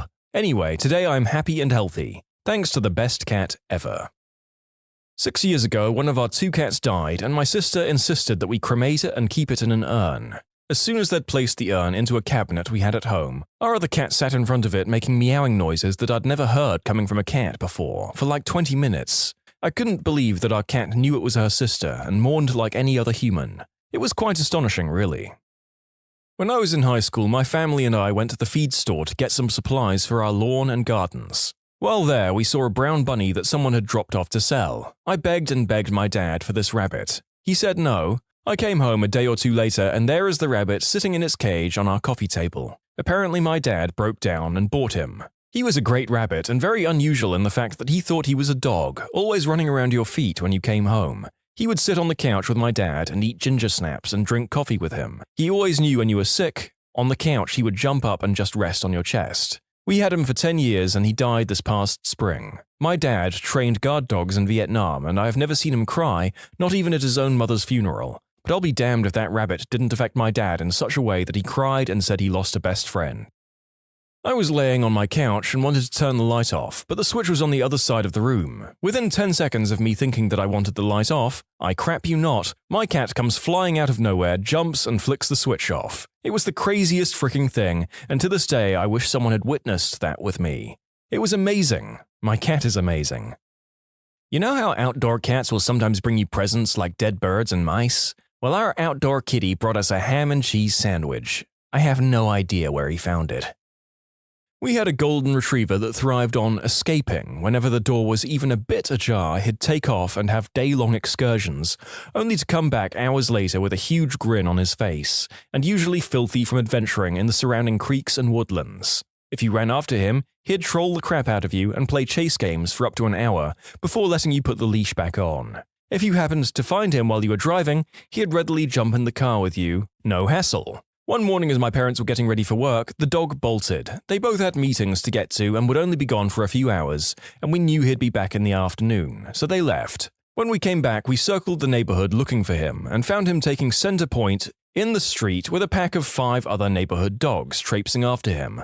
Fricker had formed a gang and he was the gosh darned alpha. We pull up and scream for him to get in the car, which he readily does with a huge grin on his face as he slobbers and licks everyone. Business clothes be damned. Then, we take the long way around the neighborhood to get back to our house. By the time we do, all 5 of the dogs we just saw with him were waiting for him obediently in our driveway. We shooed them away. Later we found out from the neighbors that our dog had run from yard to yard and freed the fenced-in dogs by nosing up the latches. Once this started, other neighbors had been warning each other of the mass exodus by telephone, but our dog was too fast. People then had to replace the latches with locks since our dog had taught the others how to jailbreak. The Great Dog Escape may go down as one of my favorite stories in this thread, and the fact that his liberated brethren gathered outside his house to protest his imprisonment is the cherry on the cake. I had a house rabbit named Ceres that my parents rescued. She was going to be put down because her owners got evicted. She loved reggae and bassy music, and she used to lie still and purr along to it. She lived in my room for 6 months, and whenever I came home from school, she'd jump up and sit on my feet. She used to have these little wild fits and run around and do cartwheels. Then she died when my family was away on holiday, and the kennel kept her in the freezer. I have a big fat cat named Pete. The day my son came home from hospital, Pete decided that he was in charge of the baby. He would lay with him for hours, and as soon as the baby would start to stir, Pete would immediately come and find us. Pete would soothe, clean, and be the best babysitter in the world. 5 years later, our cat still follows my son everywhere he goes. One more about Pete. My husband deployed for 15 months. The second he walked in the door, Pete ran like a gosh darn tiger and jumped straight for him. He refused to leave my hubby's lap for the next 8 hours. In conclusion, my cat likes boys more than girls. I'd been overly affectionate with my guinea pig for months, but he bitterly ignored me. Recently, I decided to ignore him, seeing as my loving nature doesn't agree with him. Now the little butthole won't leave me alone, licks my face, my toes, popcorning, weird jump thing guinea pigs do when they're ecstatic, for joy when he sees me. God, he is such a butthole. Oh man, when my rats popcorn, it is so cute. It happens when they're playing, or if I give them something really tasty, like if I hand them a piece of chocolate. They cautiously take it with their mouth, then adjust the position of the food in their mouth to carry it easier, then bounce under the furniture to go and eat it. Their eyes get wider when they eat something tasty like, om nom nom, oh wait, oh god, oh this is delicious. And they will also play a game with me, where they hop up on my back and walk around my hands and knees and stop by different furniture in the room. They will then hop off me onto the bed, desk, or whatever, sniff around, and then hop back on my shoulder to go somewhere else. This repeats several times before they get bored. My dog is always the star at the dog beaches. He will literally get every dog there playing in one big group. The other people now know him as the party starter. One day, there was this really old, giant wolfhound of some kind, just a generally huge, shaggy dog, Mutt. My dog runs over and the owner warned me that her dog was really old and grumpy, so I tried to keep my little party animal away from the big dog. Well, my dog won't give up and keeps going over and trying to wrestle with this gigantic old dog, and eventually the old guy breaks down and started playing with my dog. I'm all laughing because this huge dog is literally putting my whole tiny dog in his mouth, and they're generally just wrestling away and having the best time. And I look up and the other dog's owner is crying. "What's wrong?" I ask. "My dog has cancer and is getting put down shortly, and this is the happiest I've seen her in months." While all the other dogs were staying away from the big grump, my dog just rolls up to give this old-timer one last tussle in the sand. It was truthfully one of the most amazing moments I've ever been a part of. It's something so simple, but I went outside with my girlfriend and saw one of my cats across the street that was excited to see us. He decided to make his way over to us, and since we lived on a big and busy street, I nervously watched as he approached the curb, but to my amazement, he turned his head to the left, then checked to his right, and happily pranced across the street. That little butthole just looked both ways before crossing. It was small, but it surprised me. My yellow lab would get offended at you if you talked crap about him or scolded him unjustly. Then you had to apologize to him to get him to quit sulking. As in, you actually had to go up to him and say, "I'm sorry, Tucker," and pet him, or he would refuse to look at you. My dad would never apologize to the dog, so the dog would stay mad at him for days. It was hilarious. Once when I was a kid, I was sitting on my bed reading a book. My cat was in the room, and I had the door closed. The cat decided she wanted to get out of the room and started standing by the door and meowing to get my attention. I wanted to finish the chapter of the book off, so I just ignored her. She decided that wasn't good enough, so she jumped on the dresser right next to the door and immediately pushed a cup full of spare change off the dresser. She then stood stock still and stared at me. When I didn't get up and let her out, she pushed my watch off the dresser and stared at me again. She was basically saying to me, "I know this bothers you, and I'm going to keep knocking your crap on the ground until you open the door." My dog ejected a Celine Dion CD from the player whenever the fourth track came on. For the life of me, I can't remember the song, but when we discovered this, we had to see if it was an accident. For science! And by the third try, she gave us this look like we were torturing her. And it was Celine, so probably. My first dog was a psychotic Jack Russell by the name of Foxy. Foxy hated being indoors and would rather drag his bed to our garden to sit in the lawn, surrounded by 6-foot fences. One day, a cat wandered along the top of the fence and the dog saw it. God only knows how, but he jumped to the top of the fence and headbutted the cat off it. That dog was a nutter. People who've had a creepy feeling about someone come true, what happened?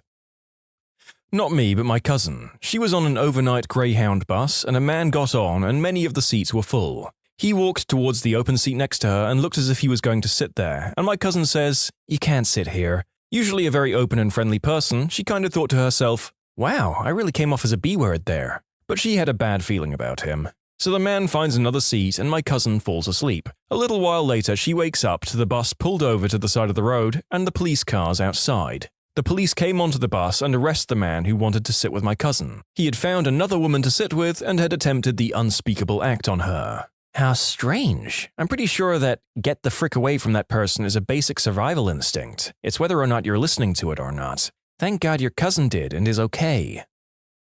My ex-boyfriend's dad had always given me the creeps. Nothing in particular, just a really bad vibe.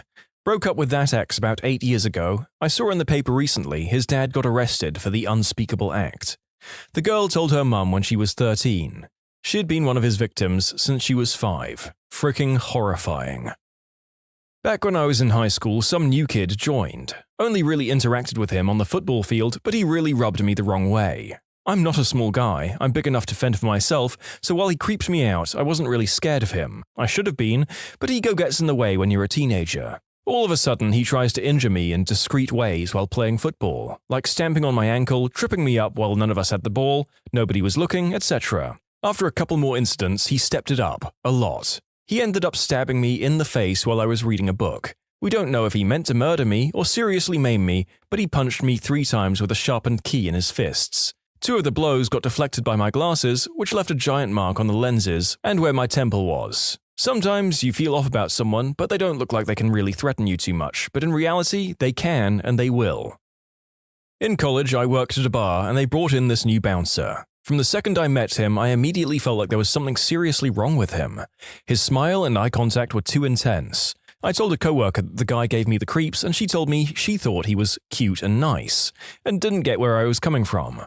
A quick Google search pulled up his mugshot and articles about how he was watching his college roommate's dog one weekend and horribly attacked and maimed it. He burnt this poor dog and poured bleach on her. She thankfully survived and he was arrested. The article talked about how he was laughing at the police arresting him, saying he knows he won't get in any trouble. He was fired and told to never come back once management found out.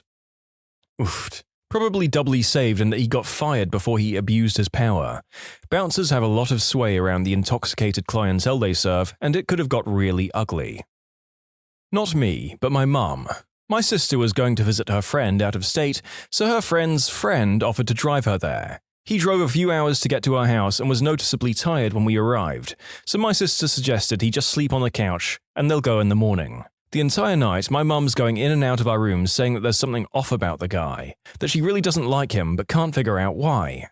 She actually quietly went out the side door and wrote down his license plate at one point. The next morning, my sister's in his car for maybe 30 minutes before she feels sick and asks him to just take her home, which he does, much to my mother's delight. About 6 months later, my mum's looking at her news feed when she sees a familiar face and calls my sister and I over and yells, "I told you something was off about him." Turns out that about a year earlier he had murdered his ex-girlfriend and that his friend, who helped him bury her body, finally decided to tell the cops not because he developed a conscience, but because he was mad at him for stealing his toaster. In conclusion, my mum thought Houseguest was creepy. Houseguest turns out to be a murderous toaster thief. Well, to be fair, I wouldn't want to implicate myself as an accessory after the fact, but steal my kitchen appliances and it's game on. Pro-life tip: never steal a toaster from the guy who helped you bury your murder victim's body. There was a guy interested in dating my mum years ago. She wasn't interested, something seemed off. He was also interested in dating 2 of her other friends. All 3 had young daughters. Shortly after this, we moved away, and he started dating one of the friends. They stayed with us at a weekend music festival, and the girl wanted to stay in the trailer that our family had rented, so we let her. I'll always be grateful we did, because it kept her away from that creep. We found out he was abusing her shortly before we'd heard that he'd died in a car accident. Good riddance. Guys like that are the main reason I have no interest in dating right now. My daughter is 11 and I'm okay with being single for a few more years. I prefer that to unknowingly bringing a monster into the house. Honestly, having two stepdads who were awful to me, I thank you. I'm not a single mother, but I wish mine would have been okay with just the two of us for a while, because I always felt like she needed a man around and chose two scumbags, one who she knew since she was 16. My brother is 9, and I tell her that if she wants to get married again, I can take my brother to live with me, and I will be single. Met this guy on a night out. He was new to the area and friends with my friend's brother. He came across as nice and friendly, but then he started being a bit strange, like he kept rubbing my back and touching my legs. We all went back to my friend's house and I was pretty drunk, but this guy kept trying to get me to leave with him without seeing anyone. I told everyone something was weird about him. Turns out he'd been charged with doing the unspeakable act against a 10-year-old, and that's why he'd left his previous city. He'd crept on a 13-year-old a few weeks before he met me, and the police found out he was in possession of a lot of adult material containing children. My mum and I were in a cafe and she had her handbag down by her feet. This couple comes in and sits at the table behind us, and he attracted my attention because he kept poking his girlfriend, telling her how to sit, and the hairs on my neck went up. I hate that controlling bullcrap. So he's in my periphery, and this guy won't sit still when my mum says, "Hey, where's my bag?" She finds it a second later, moved and open. She reached in to get her purse and said, "My card is gone." So the couple behind had stood and were walking at speed toward the door. I didn't even hesitate. "Stop that man!" Because I figured I could apologize later if I was wrong. One of the waitresses was right by the door and she followed him out the door, at which point the guy dropped my mum's card, mumbled something about having found it, and then ran for it. I guess if he hadn't been such a butt to his girlfriend, I probably wouldn't have noticed. He was a friend of mine, nicest guy you could ever meet. He would go out of his way to do things for people. Something about him always gave me the slightest weird feeling though. We messaged at least once a day, and then all of a sudden, I didn't hear from him for 2 weeks. Turns out he was busted in a Craigslist sting for soliciting a minor for more adult acts.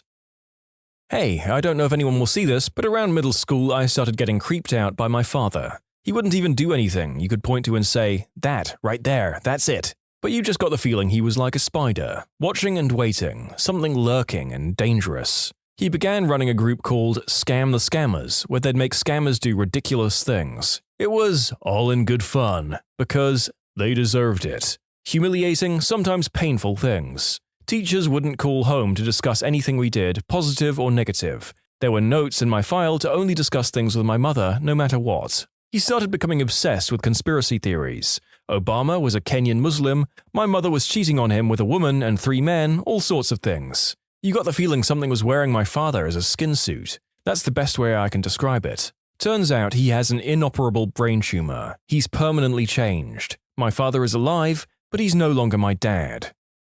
Oof. I mean, I'm all for some lightweight scamming if it doesn't hurt people, but yeah, this case it was just the act of a deeply unwell man. This is tragic. Went to school with this guy since about 4th grade. He was a bully and made sure I knew that I wasn't liked, as he used an old doll and named it after me and beat it up with his friends. He always had a weird, creepy vibe, which got worse in high school. He and his friends were actually a lot nicer to me in high school, but I stayed away as much as I could as he made me uncomfortable. About a year after we graduated, he was arrested for following an underage girl and for grabbing her near her school when she was on lunch break. His friends have since cut off contact. Not sure what's happened to him, but he always creeped me out. When I was trying to get my mental health back on track, I went to see this psychiatrist who just gave me a super creepy vibe the minute I saw him, but was such a good psychiatrist I decided to ignore it. My gut feeling was correct when about 4 to 5 months into seeing him, he was arrested for having 10,000 plus unsolicited photos of patients' feet or them sitting on his couch that I've sat on. It sucks opening up to someone so much and having something like this happen, especially in his line of work. I had a doctor do the same. Different specialty, different kinds of pics. I'm currently awaiting trial. I know how you feel. It's so much more heinous to use a position of trust to gain access to people just to take advantage of them. Got a bad vibe from the dad across the street when I was a kid. Military guy who always seemed to be on a power trip. His oldest son and I went to the same school and would occasionally carpool. One day it was his dad's turn to drive us. His son stayed home sick, but he offered to drive me all the same. Thankfully, it wasn't a long ride, but the entire time he talked about his beat-up Camaro. Definitely creeped me out. Fast forward a couple of years, his wife threw him out one morning. Turns out he'd been beating the crap out of her for a while. One morning while hitting her again, he stepped on their 1-year-old baby who was crawling on the floor and broke the kid's arm. Never saw him again after that. It's like my worst nightmare to step on a baby or even a cat or dog. Or close a door by accident on a cat sneaking through behind you like they do. I was just thinking yesterday that stuff like this must happen fairly often, even from good people that just make one wrong step. You could easily kill a kid, cat, or dog by slipping and falling wrong on them. The world is too dangerous. Time to go back to bed. I worked in fast food restaurants from 14 to 16. The lovely old couple sold it to a younger couple, and I got the creeps around the husband from day one. Tried to ignore it, just got on with work, but the first time we were working just the two of us, he followed me into a walk-in freezer and grabbed me. I learned to pay attention to my radar after that. There was this guy that one of my friends at church was dating at the time. I really just felt something dark when I was around him. They eventually married but divorced later on. It turns out that feeling was because this guy is a legit serial killer. Initially, he confessed to I think 3 murders. The police now believe he's responsible for at least 10 within 200 miles of our small town. There was a kid who always weirded me out in school. Nothing major, but he looked at girls too long, and never when they looked at him. When I was in 8th grade, he told my girlfriend that he wondered what she tasted like and wanted to touch her skin. I threatened him if he didn't leave her be. I saw his name on an indecent offender registry last year, when I was helping my mum search for property details. Guy in high school always gave me the creeps, but I could never figure out why. 6 months later, they find a rifle in his locker at school, and that he'd called in bomb threats. This was before any of the school shootings happened in the US, so at the time I didn't really think that much of it. Now it totally freaks me out. I just looked him up and there's an entire Reddit thread about him. He's now a white supremacist and a possible murderer. A dude couch surfing at my son's apartment had a very twitchy vibe like an addict hurting for a fix. I asked my son, "Oh no, he hates substances. He just has like arthritis or something." He borrowed my son's car, got his fix, crashed the car. Said he got carjacked. We reported the car stolen. 2 days later, he OD'd in my son's apartment. My son found him and the EMS guys saved him. My son realized he had issues and started looking for Medicaid rehab space. Dude OD'd again on the couch. EMS saved him again. Narcan is magic. We went to the hospital, told him he could not come back and to text my son where he wanted his stuff dropped off. We dropped it off at his grandma's house. Well, this fellow was clearly in need of serious help. Wish there was more to say about stories like this, but it's just sad, isn't it? Addiction is an illness. When I was 19, I worked at a local restaurant. I loved working there, but I ended up quitting because of some D-bag that was hired. He was in his mid-30s and gave every girl in the restaurant the absolute creepiest vibes. He was constantly saying inappropriate stuff about his past and was just a butthole to people in general. I hated working with him because he creeped me out and was also just mean. I started trading shifts to get away from him. One day a night shift manager was fired and our boss put Creepy Guy in a temporary manager position. I immediately went to our boss and told him I was uncomfortable with the idea and explained how creepy he was. My boss leveled with me and said the D-bag had no actual manager power and was just temporary until he found someone else. He was just there to run shifts. My boss arranged it so my schedule never crossed over with the creep. One day a coworker of mine got sick and I was asked to cover her shift. I get there and Creep is managing. I thought I could deal with one night, but a friend of mine called the store sobbing. She had tried to call my cell around 100 times, but it was in my purse. She was crying hysterically and told me she'd been a victim of the unspeakable act and didn't know what to do or where to go, but that she was horrified and too scared to leave. I told my friend I'd be right there and told D-bag that I had an emergency and would be leaving. It was a slow night and I wasn't needed anyway, but he freaked out and tried to physically stop me, demanding to know my emergency. I tried to sidestep it, but eventually told him what had happened to my friend.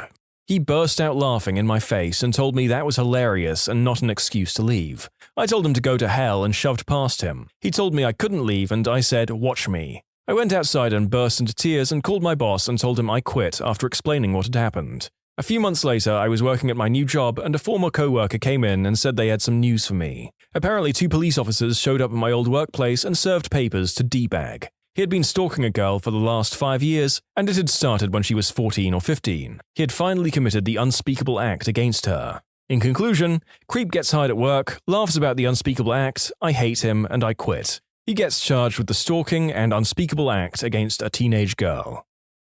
I always had a weird feeling about my stepdad. He always made me uncomfortable and I always felt like he was watching me. He would make comments about my body and my wardrobe, causing me to feel insecure and watch what I wore around him.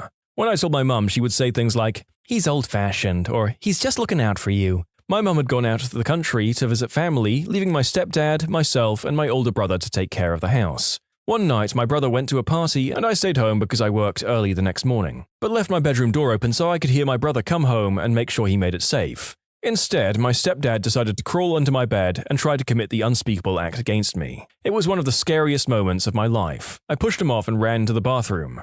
I was so freaked out, I just grabbed my work clothes and went to the car and drove off to a random neighborhood and slept in my car. My mum found out a year later because I told my older brother, but she's never talked to me about it. And she's still with him, too. When I told my brother, we gathered all the money we'd been saving up and moved out a month later. I'm blessed to have a brother who loves me and took me out of a bad place. He's been one of my support systems through all this. As for me, I'm in therapy to deal with my trauma and I feel like I'm getting better. A year ago, I wouldn't have been able to type all of this out. I worked for a call center a few years ago and there was a guy that sat at the desk across from me. He was about 40 to 50 and was not married. I'm young enough to be his daughter. He would do anything to talk to me. Come by my desk, run into me in the break room, get in the elevator with me. It was excessive but never threatening at first. He started to say inappropriate things about my outfits. I never wore anything overly provocative, but I figured he was just an awkward dude that did not know how to flirt. I just brushed him off time and time again, but something was definitely off about him. At one point, the secretary came up to me and asked if he was bothering me, and I told her what had been happening. Turns out he did this with only blonde women at the office. He was notorious for creeping them out. It started small, but then he would slowly transition into propositioning them for adult fun times and offering to pay for it. Knowing this, I avoided him altogether. I would pretend he was not there even if he was talking to me directly. I would catch him staring at me, but he backed down a lot after he realized that I wouldn't give in. One day, I came into work and he was gone. Desk was cleared off, totally empty. He apparently had sent another blonde woman a bunch of flowers and followed her out into the parking lot where she got off work. He had parked his car right next to hers and tried to force her into his car to go home with him, but she got away. He was fired and escorted off the property the next day by the police. I'm not sure why he had decided to come back or why he wasn't arrested sooner, but he was caught at work and removed. Nothing too eventful, but it is scary knowing that it could have been me that he forced into his car.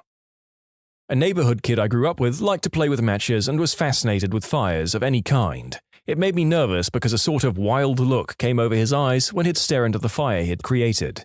I even told my parents, who mentioned it to his parents, who thought it was just a phase he was going through. Then a few years later, it was reported that he burned his parents' garage down and was being charged with arson and clinically treated for pyromania. When I used to work at a deli, we hired a 20-something kid that looked like the serial killer Ed Kemper, sans the mustache. At first, he would amuse us by telling us stories about how he'd fought off 8 guys with weapons, or how his girlfriend was a model who traveled all the time, and that's why we never saw her. Then things started getting bad, especially when someone angered him. I would catch him talking to himself, saying things like, "If I see that B word again, I'm going to stick this in both her eyes." Management got wind of this and canned his butt immediately. 10 months later, we find out he actually went to prison for attempting to assault someone with a knife. In college, my best friend met a lady in one of her AG classes. The lady was super weird. I remember her having this huge vendetta against the university because they wouldn't let her use handicapped parking spaces when she had no proof she needed them. This lady is the reason I Google the crap out of new people now, because I looked her up and found an article that she was a serial animal hoarder and mistreater. That was from the year before we met her, and she would be the feature of similar articles in the future. This was at the start of our second semester there. If you search her name, plus Cat Lady, there are a bunch of new stories starting in 2003. It looks like the last updates were in 2016. In conclusion, best friend makes new friend who turns out to be an animal hoarder with dead cats in her freezer.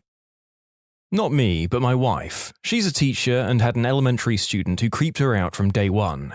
He was manipulative, always trying to get his work done by copying other students' papers, and generally just a little odd. Partway through the school year, his mum had a manic-depressive episode and sadly took her own life. 2 years later, the student blew part of his hand off, making a pipe bomb.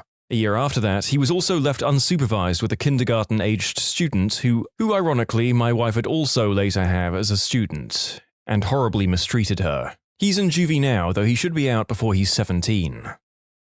I was so young that I don't remember, but my dad has told me this story. My uncle had a roommate when I was about 3 years old. He was apparently a pretty nice dude on the surface, friendly, and didn't at all appear creepy to my dad or uncle that he lived with. Once, my dad and uncle expressed wanting to go somewhere that wasn't appropriate for me, and the guy offered to babysit. I was a very sweet and quiet kid, but upon my dad saying he'd be back in a little bit and I was going to stay with this man for a few hours, I apparently threw an absolute crap storm, kicking, screaming, and refusing. And even at 3, this was absolutely not normal behavior.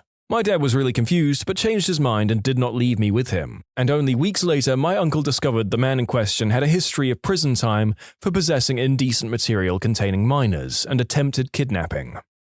People that quit their job in a hilarious fashion, how did you do it?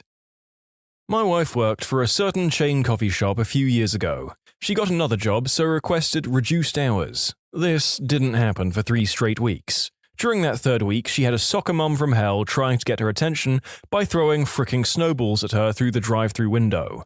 My wife then stopped what she was doing and tossed the soccer mum's iced tea at her, which exploded everywhere and slammed the window. 5 minutes later, she had written her letter of resignation with the only things she could find: a purple crayon and a sticky note.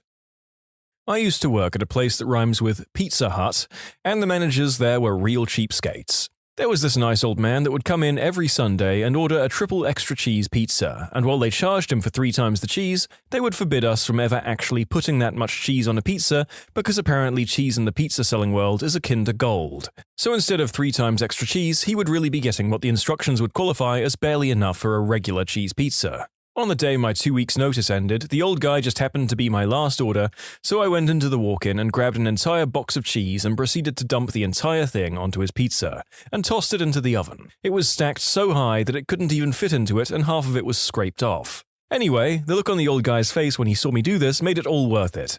Imagine pure excitement. Needless to say, I didn't put the correct phone number down for future job references. That poor guy probably ordered double cheese and then thought, well crap, this isn't enough either, and went with triple, only to be given the same amount anyway.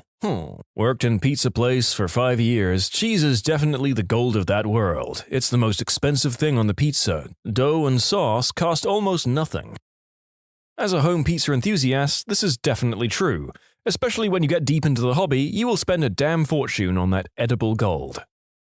Worked as a teller at a bank for a few years. GM and supervisor were both kind of crappy in their own ways. My buddy there was also a teller who felt similarly and wanted to get out. We started applying in places and both got interviews at the same company. As luck would have it, we both got hired and phone calls about 10 minutes apart. There was only one other teller aside from us, and when it got busy, supervisor usually had to jump in as well, and usually hated it. It felt like we were constantly short-staffed, and days when one person would call out sick or be on vacation would suck.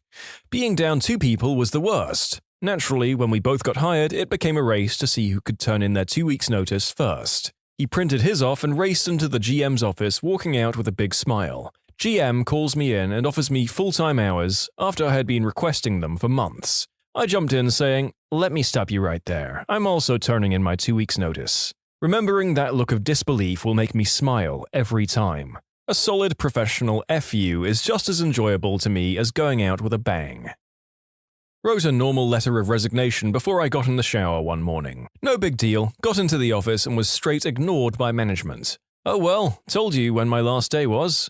Fast forward 3 days, they pull me into a conference room to ask what it would take to keep me. I say, nothing, but don't want to ruin them. Sole IT manager for a staff of 70, and would be willing to consult part-time. They liked that idea and said they'd be willing to pay me my current hourly as a consultant. I was prepared for this and told them that that wasn't what I said. I said I would consult, and my consulting rate was $200 an hour. They were flabbergasted and insulted. I was making about $18 an hour as a salary. They thought it was insane, even though they'd pay a consulting firm $600 an hour when I was on vacation. Needless to say, having planned to quit, it was no skin off my back, and laughed about it. They didn't take kindly to me laughing about their anger and told me to pack my crap. I did so, got an extra 10 days vacation paid out of it. 1992. I was 19 and working at the most pissant radio studio imaginable, AM Country Gold. The notoriously cheap, abusive and dishonest owner, a fella named Wes, had just screwed me out of a promised bonus.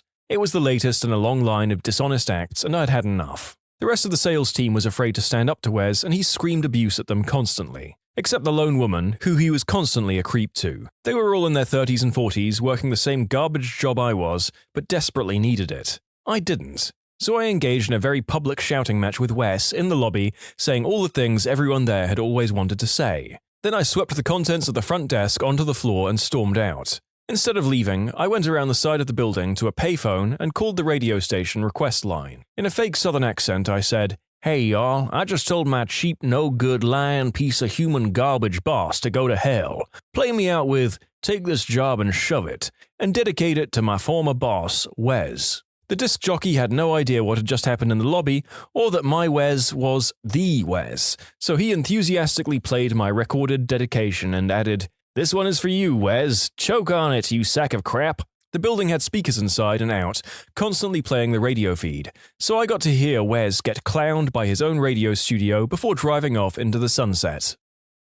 Someone at my previous workplace, a huge grocery store in a large mall, went to the PA system we use to issue messages to the whole mall and said something along the lines of, "Dear customers, managers and coworkers, I fricking quit," and then proceeded to leave. Someone did this at the Walmart I worked at. Customer busybodies complained because of the curse word. The manager just asked, "What do you want me to do? He already quit." "I'm sorry, ma'am, but there's really nothing I can do. As you already heard yourself, he frickin' quit." I wrote a respectful letter thanking them for the opportunity and all they've taught me. The first letter of every sentence spelled out FUCK, boss's name. Nobody noticed. I knew someone who worked in a really crappy call center. His boss never had time for anyone. When he went to tell his boss that he was leaving, the boss waved him out of the room as he was on call. So he wrote, "I quit" on a post-it note, stuck it on the boss's screen, and just walked out. I did this when I worked at Kaufman's. I went up to HR to give my 2 weeks notice, GTFO, but before I could even get a word out, the HR lady flapped her hand at me and told me to come back in an hour because she was going on lunch. So I wrote, "I quit" on a piece of paper, signed and dated it, and left it on her desk. She called me later to let me know that since I didn't give 2 weeks notice, I would never be eligible to work for Kaufman's or Macy's ever again. I told her I'd just have to live with that.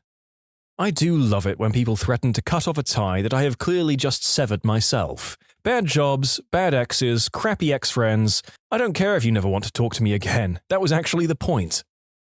I used to work for my father. It was probably the worst time of my life. He treated me like absolute crap, paid me very poorly, and made me work 70+ hours a week. I was young, just out of high school, and I complained about my predicament a lot. His response was always, "If you don't like it, there's the door." 6 months before I quit, he made me run his night shift, which meant 6 p.m. through 6:30 a.m. Monday through Saturday. I was very unhappy about this, so I applied for another job. I got it and went to my father's office with a list of demands. He responded with his usual reply, so I said, "Alright, I've gotten a job offer somewhere else. Frick you, I quit." The look on his face was priceless. He truly believed that because I had an amazing job security, that I'd be willing to put up with anything and that I'd stay there for my entire career. In one short, sweet instant, I proved to him that this was not the case, and he lost his most valuable employee. The icing on the cake was the fact that the job that I left him for is at the company that manufactures the very machinery and software he relies on in business. So anytime something goes wrong in his factory, he has to call me to fix it for him.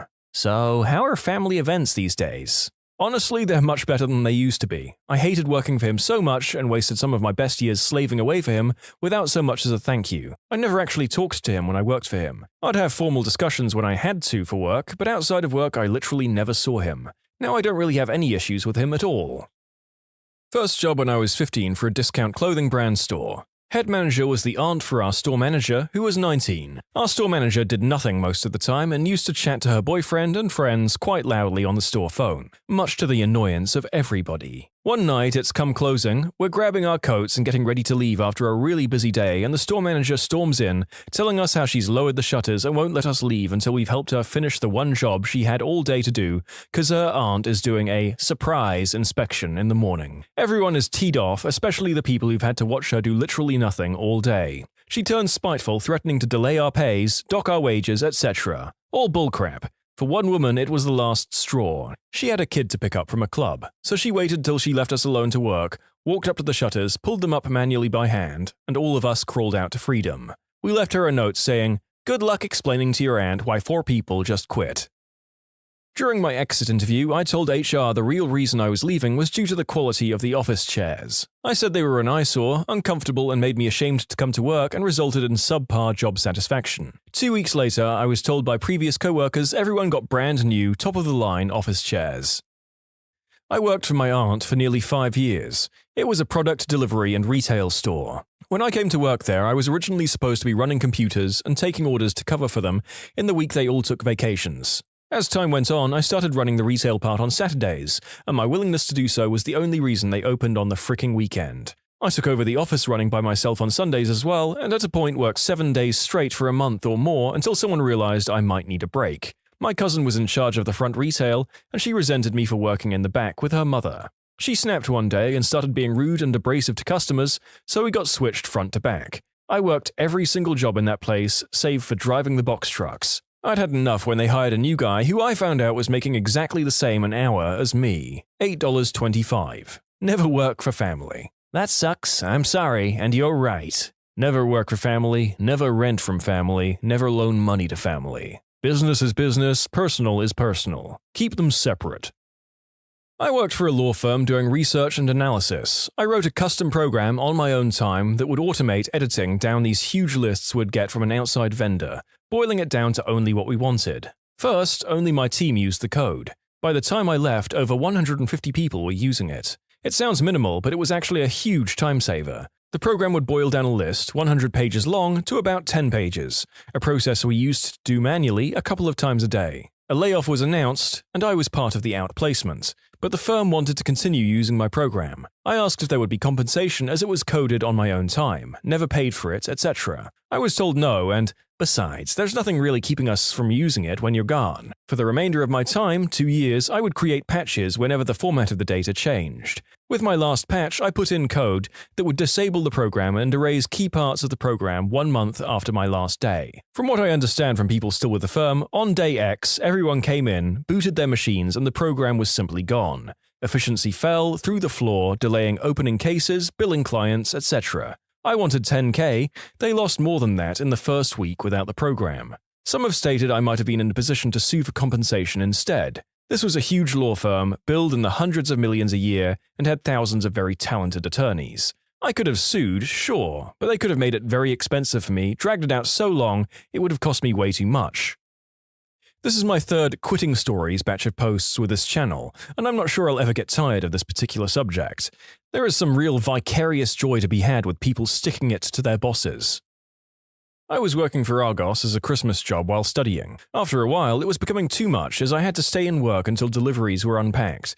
This meant some days I was leaving for my college at 8:30 a.m. and not getting home until 1 a.m. that night. One night was a particularly large delivery and it was getting very late with no end in sight. I decided I'd had enough and told the supervisor I was finished, didn't want to do the job anymore and wanted to go home. He rejected this and said I was going nowhere until the delivery was unpacked. I stood in front of him and repeated that I quit, therefore I don't care about the delivery. Completing my studies was more important to me than earning an extra bit of cash. He still said I was going nowhere and refused to unlock the door to let me out. Despite feeling I had case for false imprisonment, I decided to take matters into my own hands.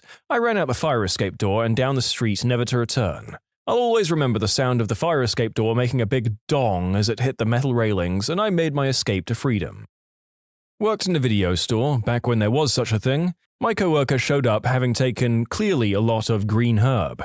He was also about 6'3" and 140 pounds, so he stood out in a crowd to begin with. Anyway, he came in for a 4-hour shift, stood in the middle of our bank of checkout registers and just ate chips. Like 6 bags of chips back to back, and he ate them slow, and he savored the crap out of each bite.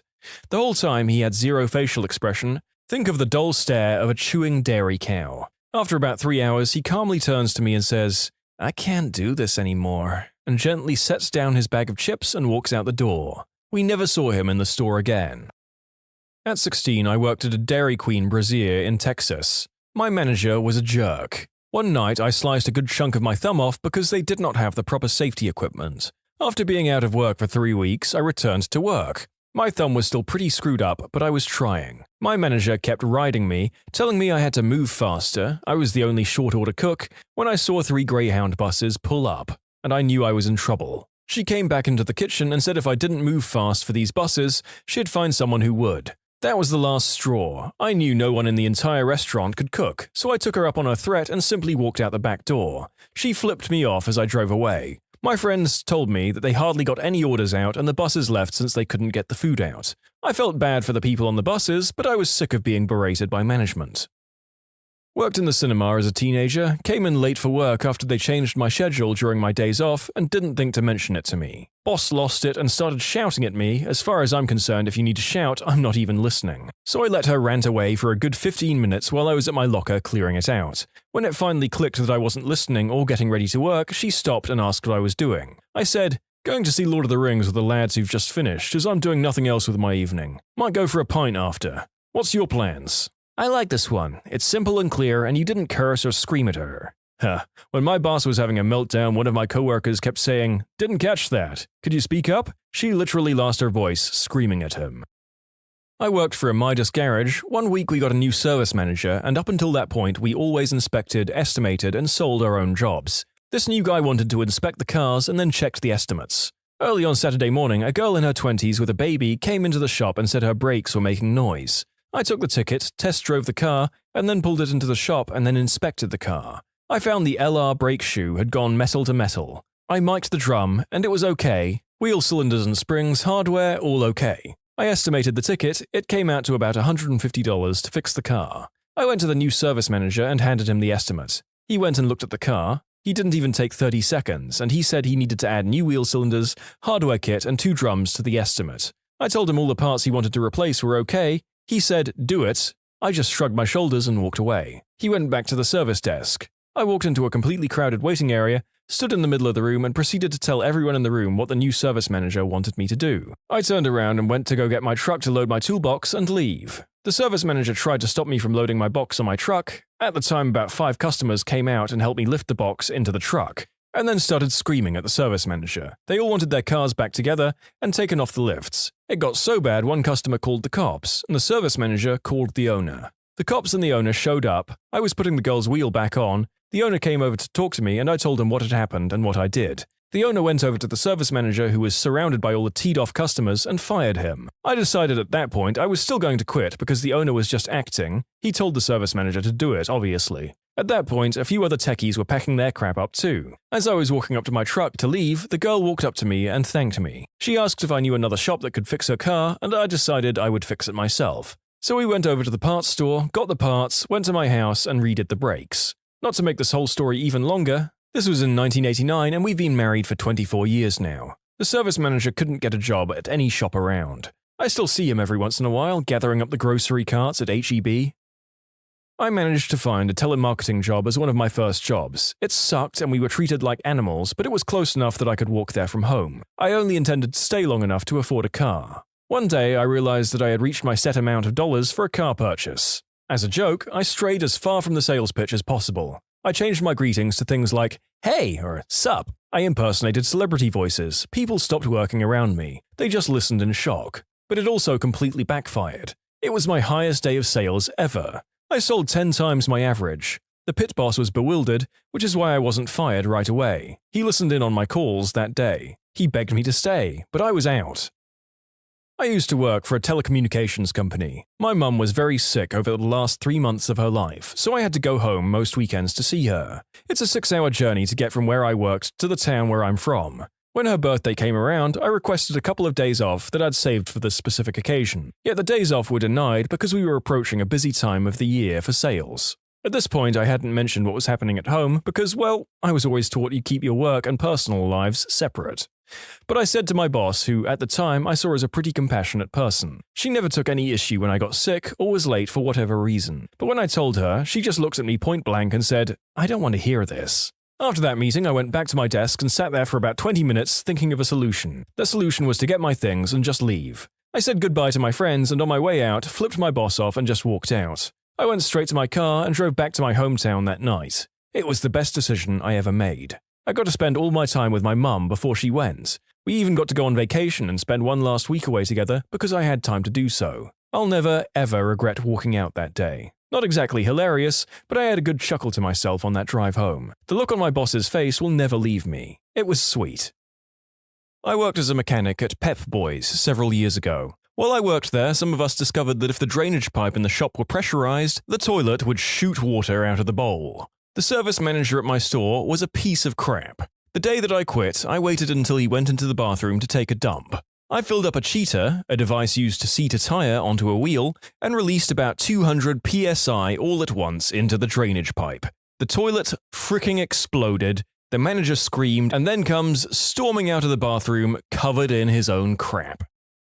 It's the middle of the lunch rush at the restaurant. It's a gorgeous day, but the porch is closed, so myself and this poor middle-aged waitress are taking everyone who's expected to sit outside into our room. We're providing crap service because there's usually 5 servers for this many people, not 2. I asked the manager if she wouldn't mind calling people in to open up the porch, which is where all of these people are expected to sit. She goes off on me. "Are you fricking kidding me?" I exclaim. "You just swore at a manager. You're fired." I was going back to college in 2 weeks, so I didn't really give a frick. The thing is, she had to cash me out first, so for those 10 minutes I quietly cussed her out in front of everyone until she started screaming her head off in the middle of the restaurant. She was fired a couple of weeks later. What was your most awesome "don't F with me" moment? I will gladly start. One day I was out fishing at a local pond with a few girls that I went to school with. We had gotten close because of Honours Society, and yes, they're attractive. We catch a few bass and channel catfish and decide it's time to head home before dusk sets tonight. Mind you, there's about a 150 to 200 yard path from the parking lot to the actual pond, so we started heading down said path. As we get about halfway down, we see 2 local thugs who have dropped out of high school and are always around to cause trouble in our town. Since I'm carrying all of the tackle for non-fishermen, rods, lures, tackle box, etc., I'm also trailing the 3 girls. As we got closer to the thugs, I hear one of them yelling bullcrap like, "Damn, mummy, look at that butt," and "Crap, I'd screw every single one of you," right in front of the girls. Next, the guy in front turns around and grabs one of my friend's butts and slaps her right in the chest. This teed me off more than anything, and I stupidly yell, "Hey, frick butts, don't even frickin' look at them." I admit I'm a little hot-tempered and probably could have handled the situation much better, but frick it, I was in the heat of the moment. The 2 guys start walking over to me, obviously ready to beat my butt. With quick thinking, I dropped my tackle and flipped out my 4-inch Smith & Wesson knife from my pocket, and to put the icing on the cake, I pull out my car bar that I use for filleting. After this, the story kind of winds down. The dudes were silent after that, took a very wide path around us, and we were on our way. Needless to say, that was my great "don't frick with me" moment. To clarify to those asking, I did not get laid. However, I did get a free dinner out of it. Well, that could have gone one of 2 ways, and I for one am very happy that those guys just chose to walk away. But nonetheless, well done, Knifey McFisherman. My friend's dad is a truck driver, and he used to pick up hitchhikers all the time. One time he picked 2 of them up, and they started on the journey to wherever they were going. After an hour, one decides he's going to try and jack the truck, and pulls out a knife. Well, my friend's dad, being super cool and steely, floors it and says, "You're gonna put that knife away, or I'm gonna kill us all," and steers directly toward the concrete dividers that were splitting the highway up ahead. The would-be truck jackers put away the knife and sit quietly for the rest of the ride, and he still drops them off at their destination. That's a bad motherfricker right there. I think you mean a bad butt mother trucker. He must have had a mustache to store his extra testicle in.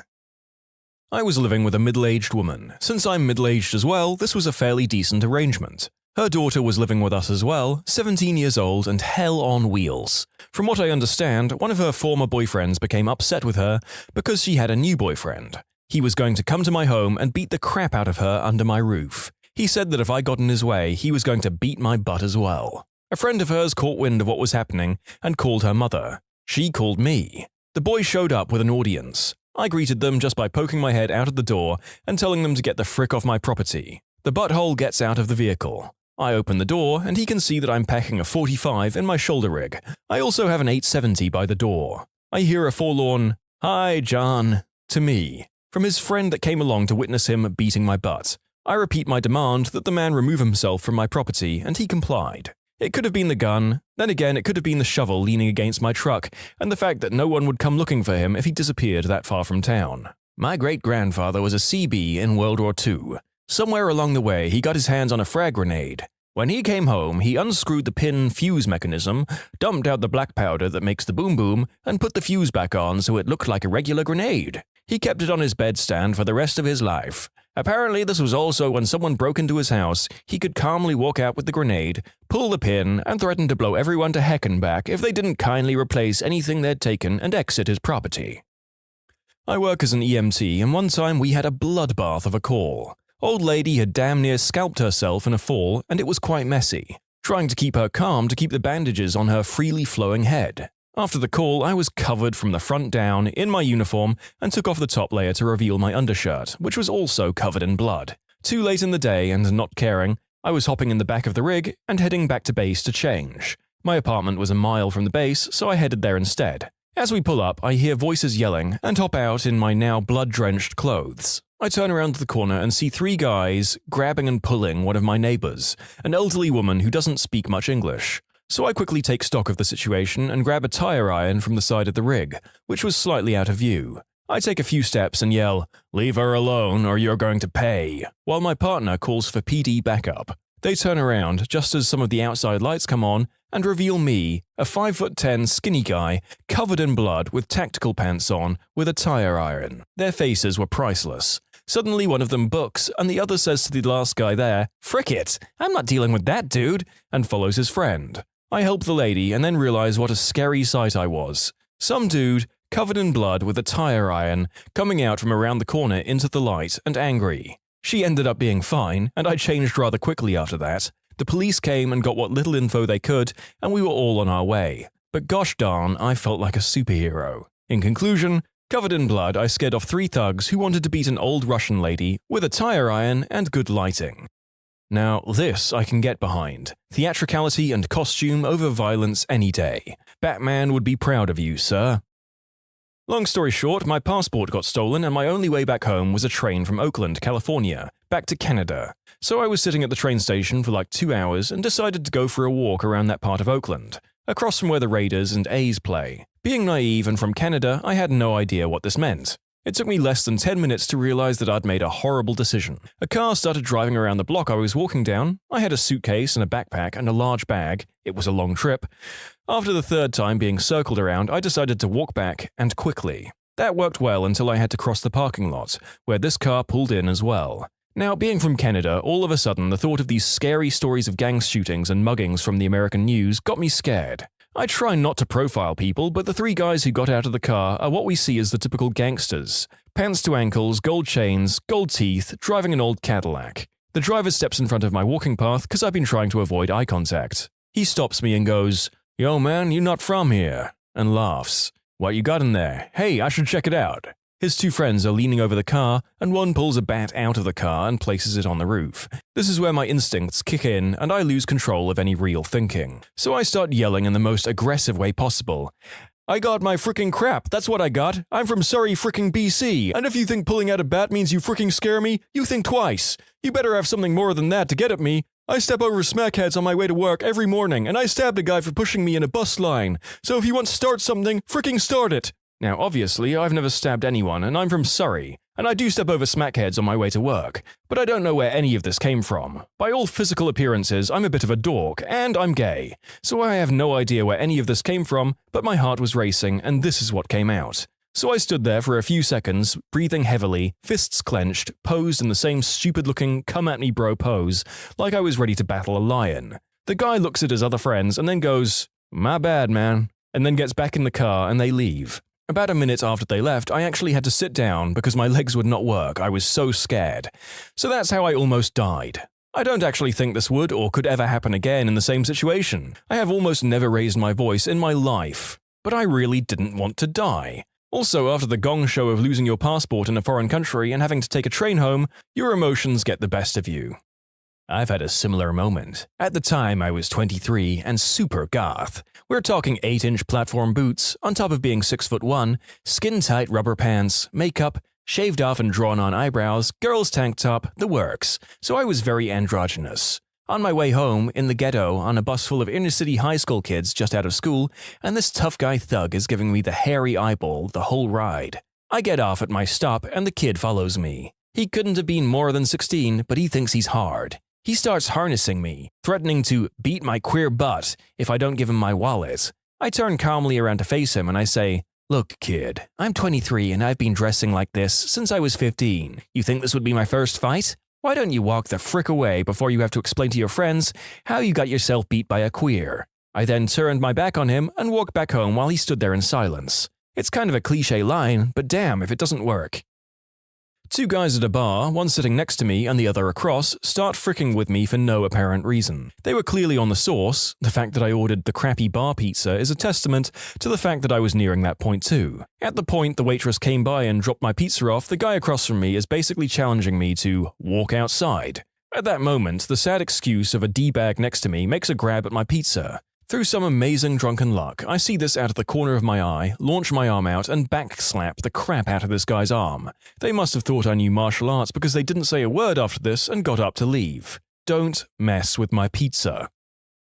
How do we have these moments of supreme physical coordination when we've had a fair bit to drink? I once landed a chip in my friend's wine glass from across a big room after a medically inadvisable amount of liquor, and I could never do that sober. Same probably goes for Karate McBar Pizza.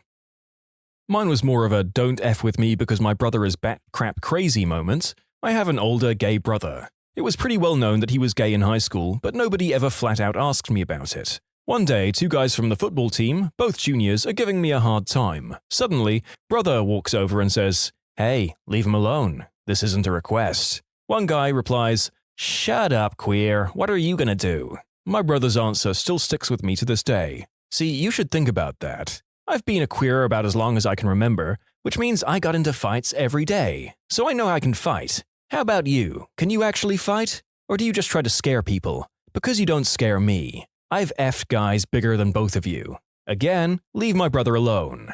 F you, queer. You're not my type. I like men. At this point, a little crowd had gathered and they began to laugh at my brother's last comment. The two guys scowled, huffed, and walked away. My brother looked at me, smiled, and said, "Sorry if that was awkward." I used to get in fights a lot, but I think the best one was at a bar with my buddy watching baseball games. My buddy loves the Red Sox and doesn't drink, and I think baseball is stupid, but I love drinking, so we reached a kind of compromise. Anyway, while my friend Scott is chatting up this girl next to him about the Sox or whatever, these two guys next to us in Yankees jerseys are becoming more and more belligerent, yelling, throwing crap at the TV, and just generally being buttheads. Now, I know enough about baseball to know Boston and New York hate each other. Hell, I'm originally from Philadelphia, we hate everyone.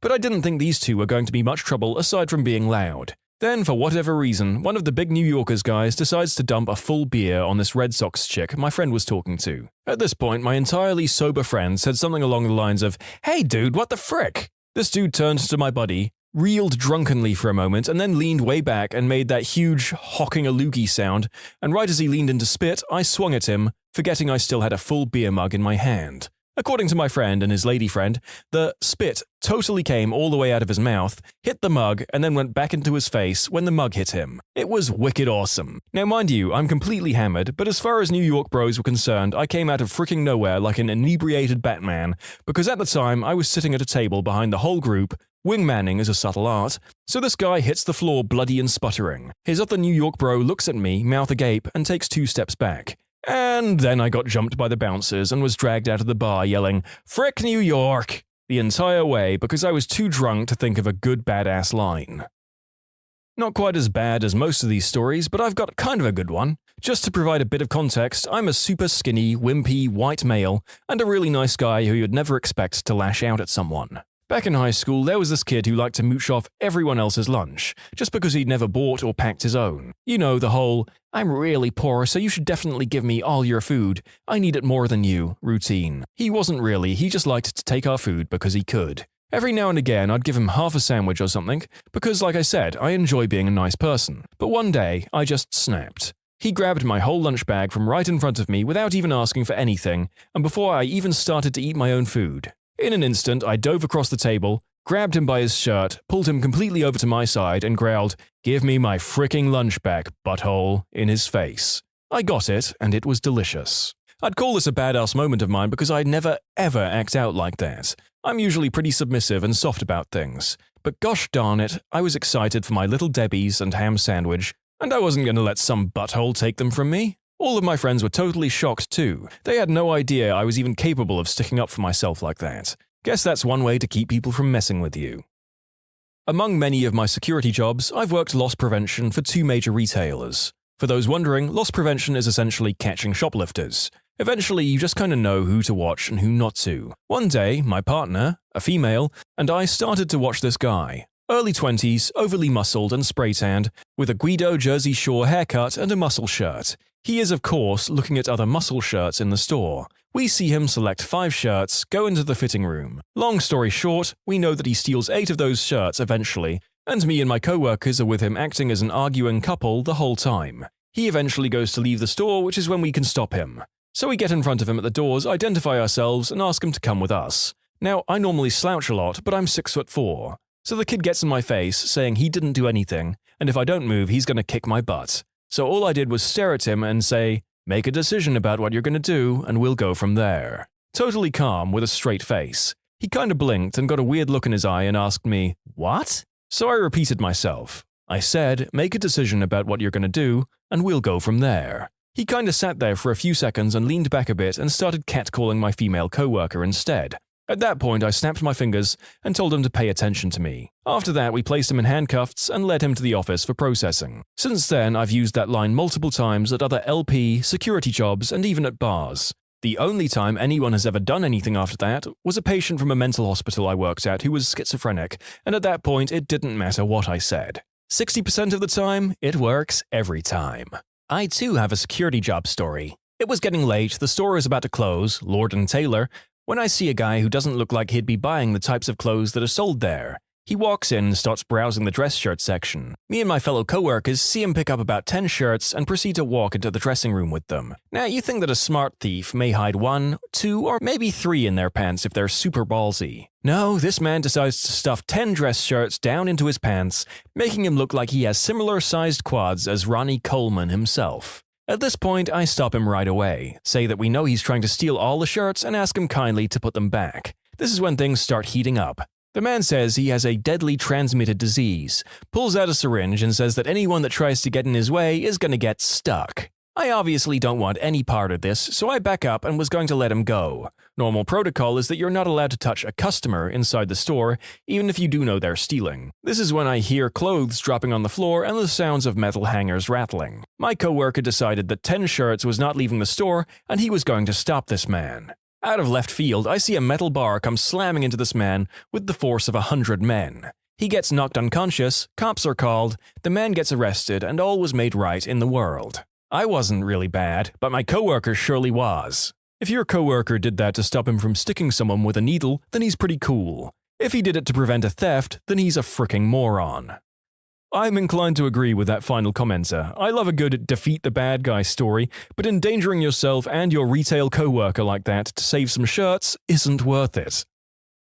I was in downtown Houston skating around with some friends when I told them I had to stop and pee.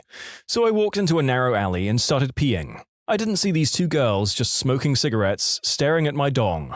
So I looked at them and smiled. Right as I finished up, a couple of D-bags came up and just started talking crap to them. Typical wanna frick you, got a pretty mouth, dumb craps. So I started to walk over and break that crap up when a guy looks at me and says, "What the frick do you think you're gonna do, B-word?" So I just started talking in a low voice in German, just repeating lyrics from Rammstein, making it sound like a threatening sentence instead of a song. Then they freaked out because I'm a tall, fairly muscular motherfricker. They left and the girls said thanks and asked me what I said, and I told them, I don't know, and I left. I was with some guys and we were all drunk. We walked out of a bad greasy spoon at 3 a.m. and ran into some guys walking into the restaurant, also drunk. I was the last in my group and I accidentally rubbed shoulders with the first guy in that group.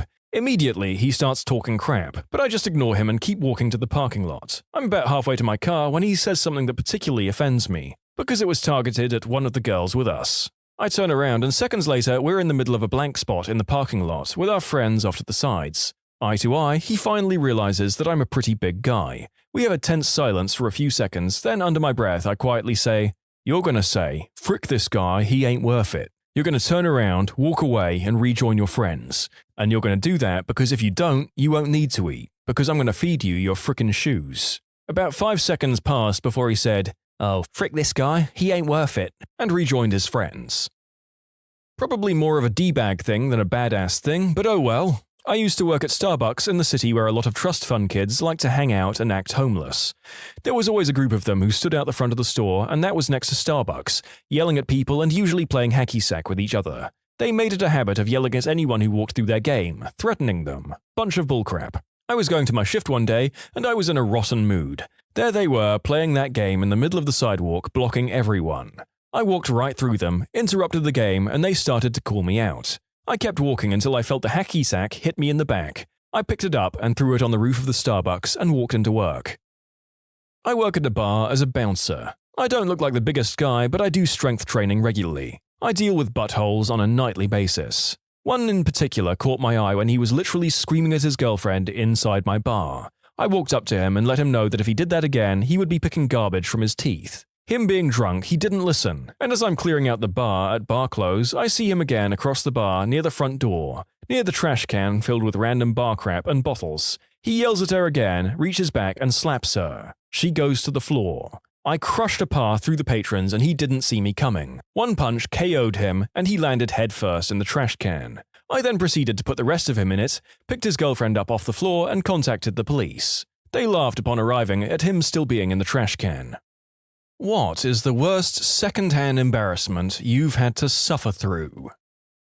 I was in a class with about 50 other people when this really nice quiet guy stood up and started to play Gangnam Style out of his phone and started doing the dance with a wide grin on his face. Nobody laughed, so he sat down after about 10 seconds of singing and dancing, and the lecturer proceeded to carry on with the lecture. Gangnam Style, frickin' hell.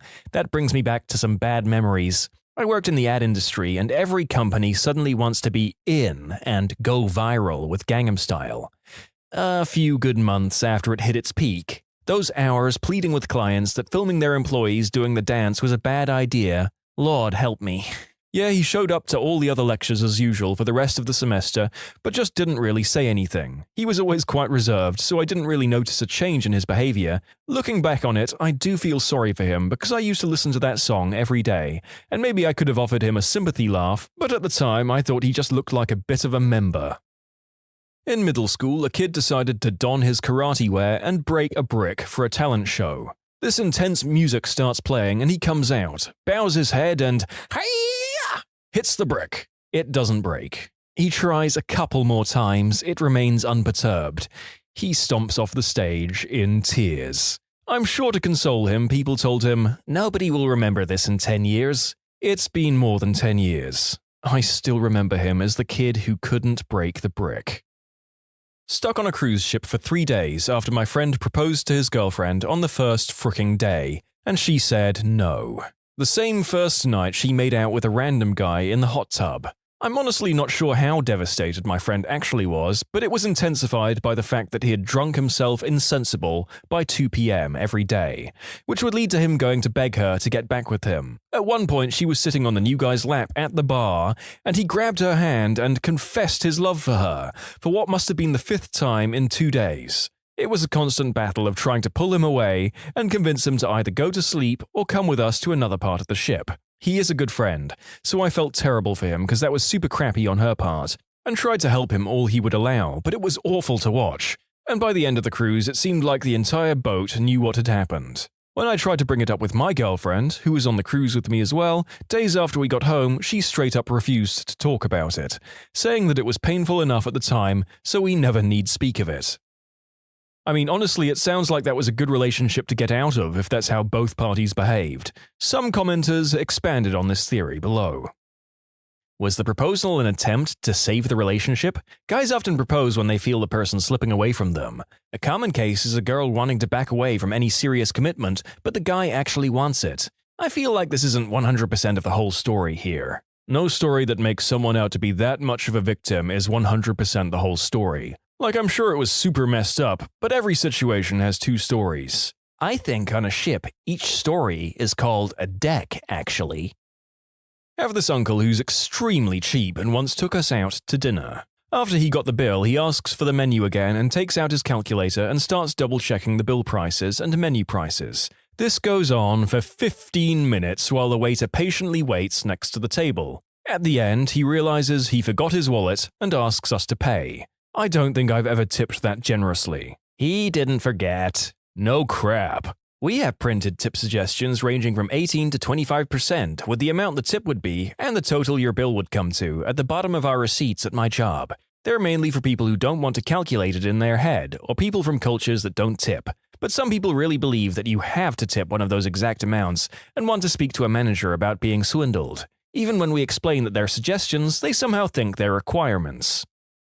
Airline pilot here. The captain and I had a guy from another airline riding in the jump seat between us in the cockpit of a US airline jet. The captain was a bit of a blowhard loudmouth and decided to make a comment when he saw an Air India plane. You know what I hate most about Indian women is the big red dot on their forehead. The jump seater said, "My wife is Indian," and produced a photo from his wallet of his family, including his Indian wife with the bindi on her forehead. The captain only made it worse while he squirmed by asking some crap like, is she from Eastern India or Southern India? Because I'm referring to the ones from... And my mind was cringing so horribly I blanked out on the rest of the conversation. Oh, so he wasn't a racist, just a regular racist.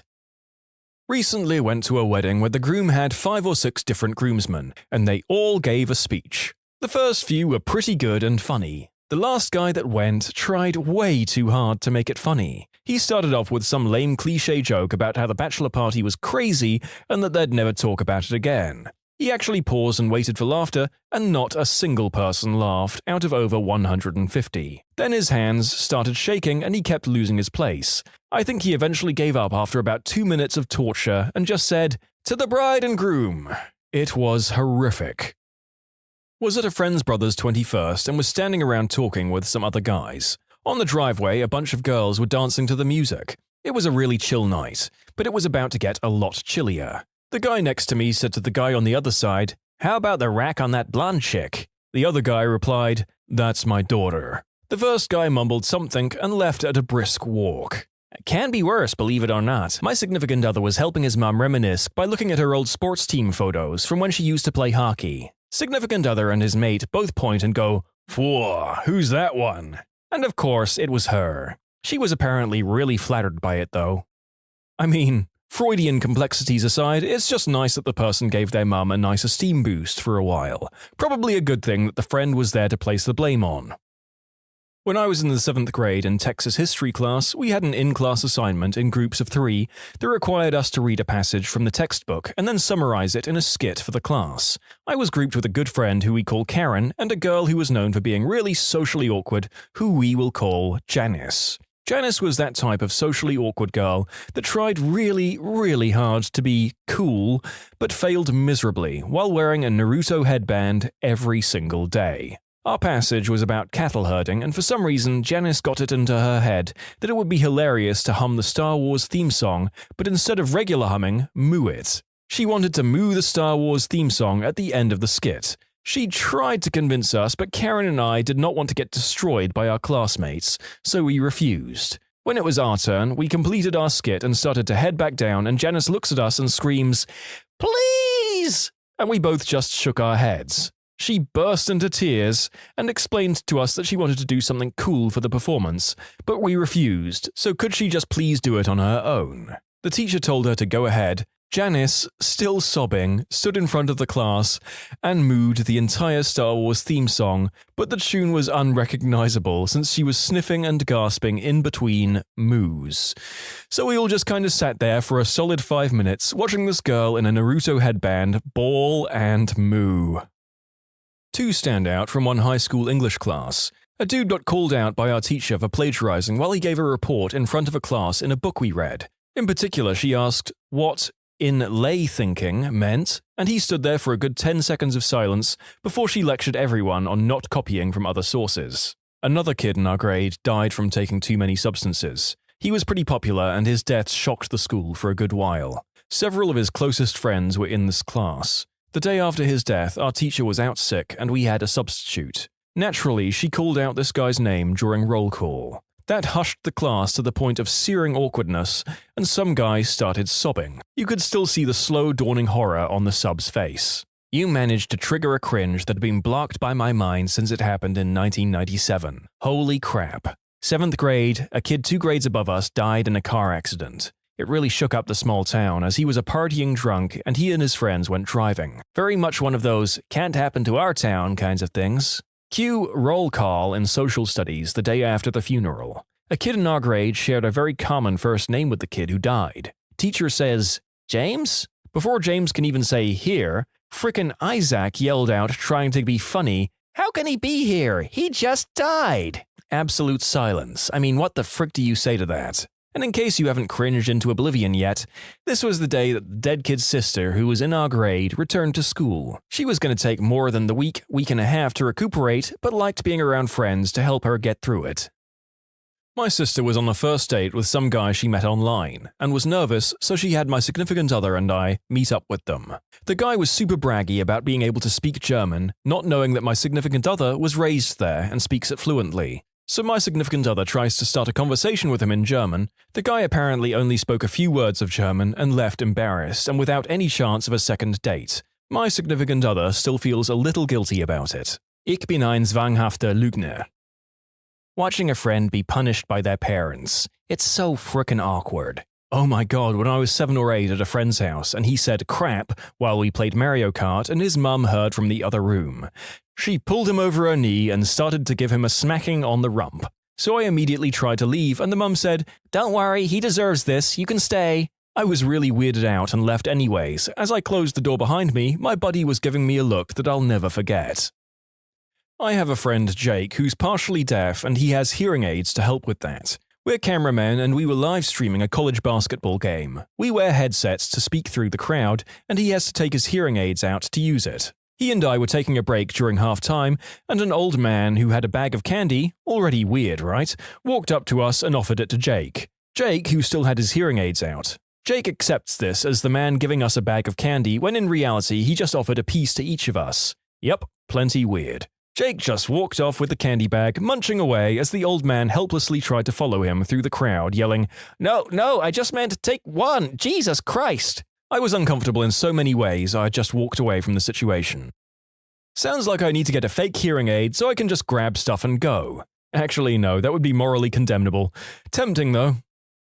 I was on a train going between London and Manchester, UK, and went to use the bathroom. The toilet at the end of the carriage was disabled accessible, so it had a wide curved door that automatically opened at a steady and slow pace, about 20 to 30 seconds to completely uninterruptible retracting in a semicircle to allow wheelchair access to the carriage. If you've travelled on these trains before, you'll know that to close the door, you enter the stall, push a button to close the door, then when it's finished closing, you press another to lock it. Someone had not told this to the lady in the loo. Just as I arrive, another person coming from the other direction pushed the outside button to open the door, and it started its inevitable arc. For at least 30 excruciating seconds, the button pusher, myself, and eventually everyone sitting in the packed commuter carriage behind, who was facing in our direction, got to see the woman bend up from the seat, reach and hop to the other side of the cubicle, and desperately pummel the door, close, and lock buttons inside. Pants around the ankles the whole time, white bottom flashing. At a merciless pace, the door opened fully,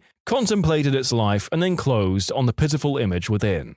The button pusher and I looked at each other, said nothing, and went back to our seats. I've seen this happen before. The poor guy got revealed like some crap prize on a game show. You'll never expect what's going to be behind door number 2. It's a guy going number 2. I'm usually the subject of first-hand embarrassment, but this time, a local radio station I listened to hosted some kind of Christmas charity event, where the DJS stood outside some kind of children's charity drive and talked about it to the people giving donations. They'd been playing music in between, asking people their names and talking about how much stuff they'd given, like, "Thanks to Dave from Cityville for the $300. Say hi, Dave." Dave, hi, you're welcome, happy holidays, bye. The cringe begins when a guy named Josh comes in to give some money to the charity. The DJ? Wow, Josh has given us $3,000, the most generous donation of the day. Josh. Yeah, haha, I did. So how much do you have now? DJ. Thanks again, Josh. I think that puts us at 10,000. Josh. No. I mean, after what I gave you, how much do I have? DJ. We have $10,000 in donations. Josh. No, I mean, what number did my donation put you over? At this point, I've gone from confusion to realizing what Josh is trying to get the DJ to say. I'm actually facepalming for him. DJ? Well, before you donated, we had about 8,000. Josh? No, that's not what I mean. DJ? I don't quite know what you're getting at, Josh. Josh? Get it? Now you have over 9,000! DJ? What? Josh? Get it? After what I gave you, you have over 9,000. DJ. Yeah, I don't. Like, there's this show called Dragon Ball Z, and the guy in it, he says over 9,000. Oh, right, yeah. All right then. Basically, a guy donated thousands in charity over the radio to just get the DJ to say, we have over 9,000. I'm pretty sure they didn't get the joke, and he tried to explain it to them. I don't remember a lot of the details or the exact amount, but I'm pretty sure the guy donated in the thousands. Government class senior year. Teacher makes a comment about how we should stay off our phones in class and be careful about the things we send out. Proceeds to pull up a classmate's tweet that says something along the lines of, "This teacher is so dumb, this class freaking sucks." She was on her phone, so she didn't see it pulled up immediately. When the whole class fell silent, she finally looked up and turned bright red. The teacher kind of chuckled and continued on with the lessons. To be fair, that teacher had amazing timing. I always get this when I watch guys hit on girls unsuccessfully. One particularly painful example was a good friend of mine who is not the best when it comes to flirting, and he had just come out of a long-term relationship, so safe to say he was rusty.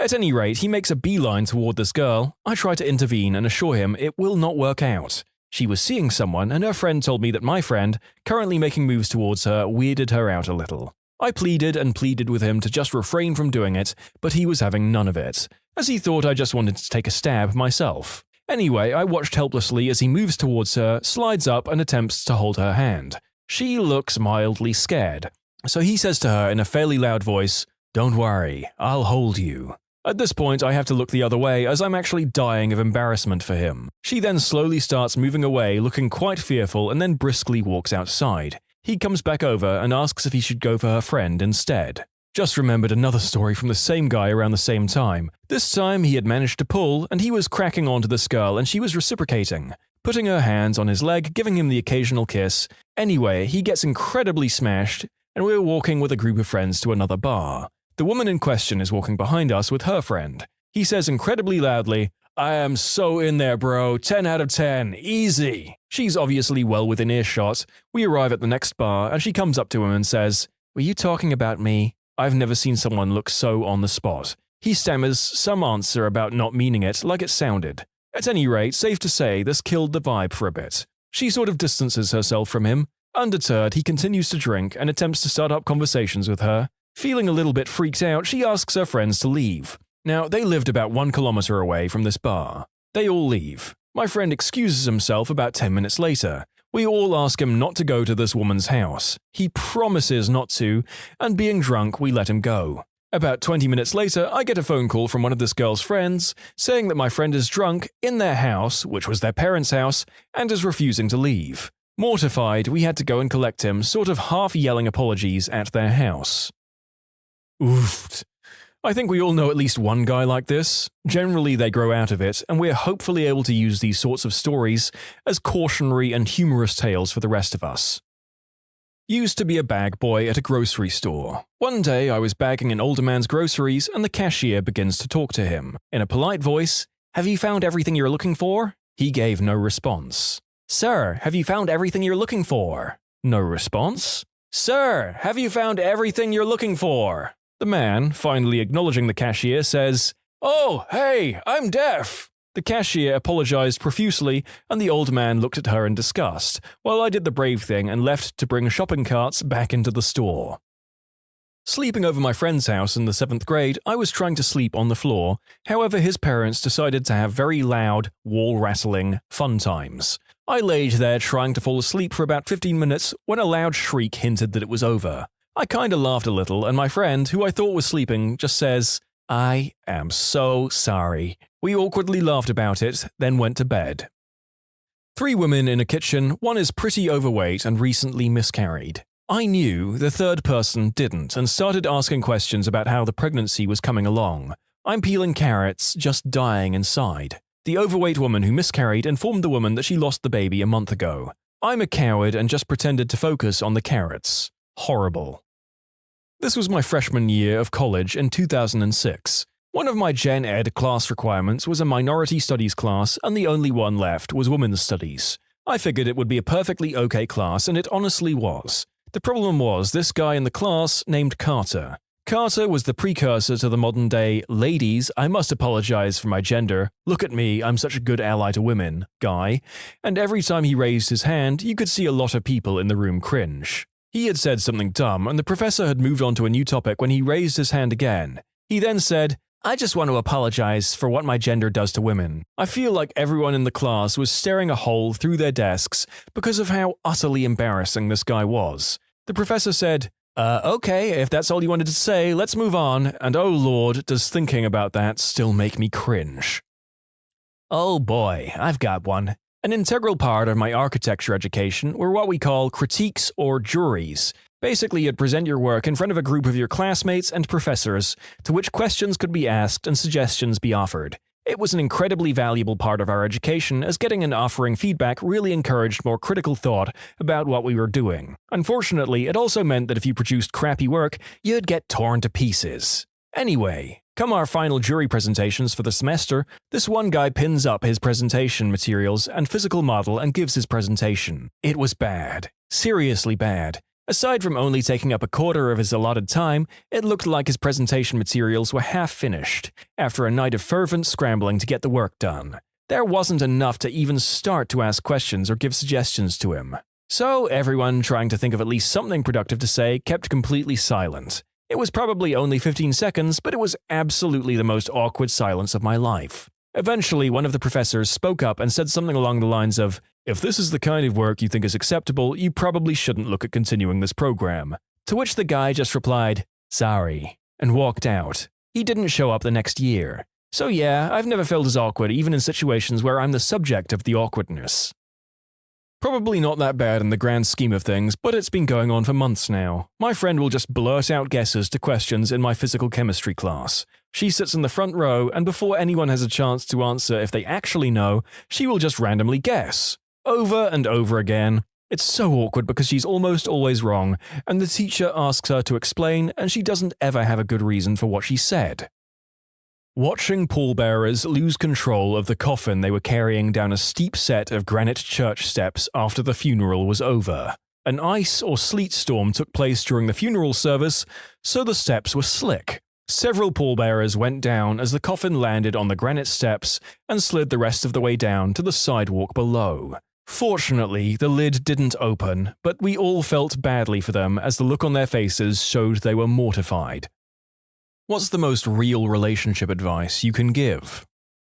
It's fine to not always want to spend 100% of your time with your spouse. Not every moment of every day is going to be bliss, and sometimes it really takes some effort. I love my wife to bits, but there are some days when I would just like to do things by myself. It doesn't mean our relationship isn't great, but it can be really refreshing just to take a stroll around a shopping center, or go get some food alone or something. This 100%. My spouse goes to a weekly Pathfinder game. That's his alone time. I occasionally go to a punk show or have a beer with my friends. It can be even simpler. I will go read a book in the other room and get my alone time. He likes to cook, so he'll start up in the kitchen and I stay away while he listens to his music. Everyone needs alone time. Don't lose yourself as an individual in a relationship. Happened to me. Where were you 10 years ago? Ah, but would you have listened 10 years ago? I think it's so important to have your own social lives and circles, but I see so many couples who bring their partner to everything, to the point that they're basically a part of every social group that person is in. Where does that person then have an escape to? When can they go out with their friends without the other one feeling bad for not being invited? Keep your own circle. My partner and I have been friends for years, even before we were a couple, so we have the same friend group. I combat this by asking when he wants me to tag along to outings like shopping, and also we have pretty chill home life. Also, we're not attached at the hip at events, and I know when to step back and let him have one-on-one conversations. I try and let him know that it's okay for us to do our own thing and I won't be offended. Sometimes I worry that I'm too much and we're not getting enough alone time, but we communicate well and respect each other. So if it ever becomes an issue, it wouldn't be one for too long. Communication is key. Make sure you're talking to your partner and finding out what they need and telling them your needs too. Intimacy is way more important than people realize. Like I've told my wife, yeah, sure, there's lust involved, but there's also interest in making your partner feel good as well. If that interest isn't there, your partner might as well be an adult fun time toy for all they mean to you. This is where I think a lot of people miss the point. Everyone seems to automatically infer that it's physical intimacy that's important. Intimacy is emotional. It's meaningful and vulnerable sharing of one's inner self. It's not what you do in bed. That's not hard. Real intimacy is hard, and it's super fulfilling to be intimate with your partner. So important, and physical intimacy begets emotional intimacy. Physical intimacy is our biggest way of being there for each other. Everyone needs a hug, everyone needs cuddles. Words can't always do what a good, genuinely loving hug can do. Go on holiday together. If you can agree on food, sleep soundly, compromise on activities, and do your own thing one of the days, and not get mad at each other, you stand a good chance of lasting a while. I love my boyfriend to bits and miss him a lot. We don't live together yet, but boy do I like sleeping in my own bed sometimes. Space is healthy. Just because you're in a relationship, it doesn't mean you have to live in each other's pockets. Given the sheer amount of friends that I've discovered I can't stand traveling with, finding someone to meet this comment's criteria seems impossible. Oh dear. When you disagree, remember that you're on the same team. You're supposed to fight a problem, not the other person. This is such an awesome way of putting that concept. 1. Don't expect the other person to be able to read your mind. 2. Be a team, not opponents. 3. Everybody toots at some point. Number 3 has been a hard thing for me during my current relationship. My significant other has a colostomy bag after battling colon cancer, which has been a huge learning experience in itself. I'm all for being comfortable with the body and all of its weird, icky processes, and I'm usually quick to make that known. But knowing that he physically can't toot makes me way more reluctant to do it around him. Like, I don't want to be a show-off, you know? My husband blames his toots on the baby sometimes, and for some reason I think it's hilarious to imagine a 7-month-old making that kind of gas. I know I found the right person. It wasn't easy though, damn. Communication is the foundation upon which everything else is built. They say don't go to bed angry, not because anger does something while you're sleeping, but because it means you didn't communicate properly and you're giving up on trying. Be calm, actively listen, do not dismiss your partner's statements, assume good faith. It's you and me versus the problem, not me versus you. If something's bugging you, talk to your significant other about it. If you feel enraged about something, wait until you're well-fed, well-rested, with warm extremities before talking about it, but talk about it at the first opportunity, calmly, rationally, and honestly. Keep the discussion limited to that one narrow thing. If something's bugging your significant other, hear them out. Never think, well, I'm not bothered by that, so it's not a problem. Think, my significant other is bothered by this, and that's a problem. If you think the concern is unreasonable, frame the discussion as solving the problem of your significant other is being unhappy. The worst fights and arguments happen over trivial things because it's not the trivial thing that's actually causing the problem. It's probably a series of things or a general lack of satisfaction, and the toothpaste cap being left off is just the instigator of the fight. If you communicate often and openly, these things will not fester, they won't pile up, and you won't get into such fights. Your spouse isn't going to be perfect. You're not going to be perfect. There will be mistakes and misunderstandings. What really matters in a relationship is not being perfect, but how you handle the imperfections of yourself and your spouse in a respectful, reasonable way. Learning how to be bored together is important. You don't have to be on the go, doing stuff and planning stuff and being fun and exciting all the time. It's okay to just sit around and not do anything and not talk to each other. It's not unhealthy, I promise. This was one of the biggest things I learned when I moved in with my significant other, and what I give as advice to couples just moving in. Especially when it's their first time living with a significant other, you have to learn how to be in the same room without actively hanging out together. When your whole relationship has been dates, it's hard to just be, without feeling like you should be interacting. Getting comfortable just chilling there, doing your own thing, is a good thing. There's so much pressure to do stuff, especially in the age of social media. Other couples do stuff all the time, and everyone is looking for adventures. We must keep up with the carefully manufactured images of other people put out on Instagram. In reality, it's not necessary and can often be a serious source of stress. My husband has been playing Ark all day, and I've been on Reddit or playing The Sims. We watched a couple of episodes of 10th Kingdom earlier, and that's all we've done together today. We're in the same room, but we're not doing the same things. This is not a bad thing. It's called being comfortable together. As someone who just started an official relationship, I got a glimpse of this when I went to visit my boyfriend's place about a week ago. I asked if I could try Overwatch on his PC, since I only have the console version, and he seemed happy to let me go ahead and do my own thing. He booted up Diablo on the couch, and I played a couple of matches. I asked him, "Are you sure this is okay? I can totally get off and spend time with you." He replied, "You're enjoying yourself, right? I'm totally cool just doing my own thing. Just because one of us visits doesn't mean we have to spend every minute together." It made sense when he put it like that, and actually depicts what I've heard about other relationships even when the couples aren't cohabiting. A relationship where I can just be okay playing Baldur's Gate for several hours at a time seems pretty damn good to me. That's the goal. It's interesting when people get confused by this. I always considered relationships to be autonomous. We should both be able to live our own lives, but us being together makes it better. At the same time, romantic relationships are just that. You should be dating your best friend. Your best friends sometimes do nothing with each other. My friend and I once got into a study room after class and did our homework for literally 2 hours with minimal talking. I looked at her around 1 in the afternoon and asked if she's hungry, and we grabbed lunch. It's kind of the same thing. You have to be honest with them, especially when it's hard to do. Me and my boyfriend get uncomfortably real with each other sometimes, and something we've both learned is to listen to criticism without getting defensive. And when giving criticism, we don't attack each other, no matter how angry or sad we are at each other. I've had him call me out for certain behaviors that nobody has ever called me out on, and I've done the same for him. We're both better people for it because when we get it all out on the table, we have no choice but to work on ourselves. There's a reason it's called the honeymoon phase, and eventually you won't have as much to talk about other than how the day went, or might not always feel those butterflies in your stomach when you think about them. That's when it becomes a test in the relationship, and you both have to work on it to make it work. You'll get into fights, but learn to get over them, or I doubt it will last. Resentment can kill feelings for someone. I wanted to add, I'm not a love or relationship expert by any means. I'm just going off things I've seen and gone through with my own husband. You trade butterflies for familiarity, excitement for comfort. I love the comfort stage. The butterflies are great and all, but being in a constant state of infatuation would get exhausting after a few years. It's so nice to do absolutely nothing with your person, or not see them for a day or two if you don't live together, and still be completely content with them.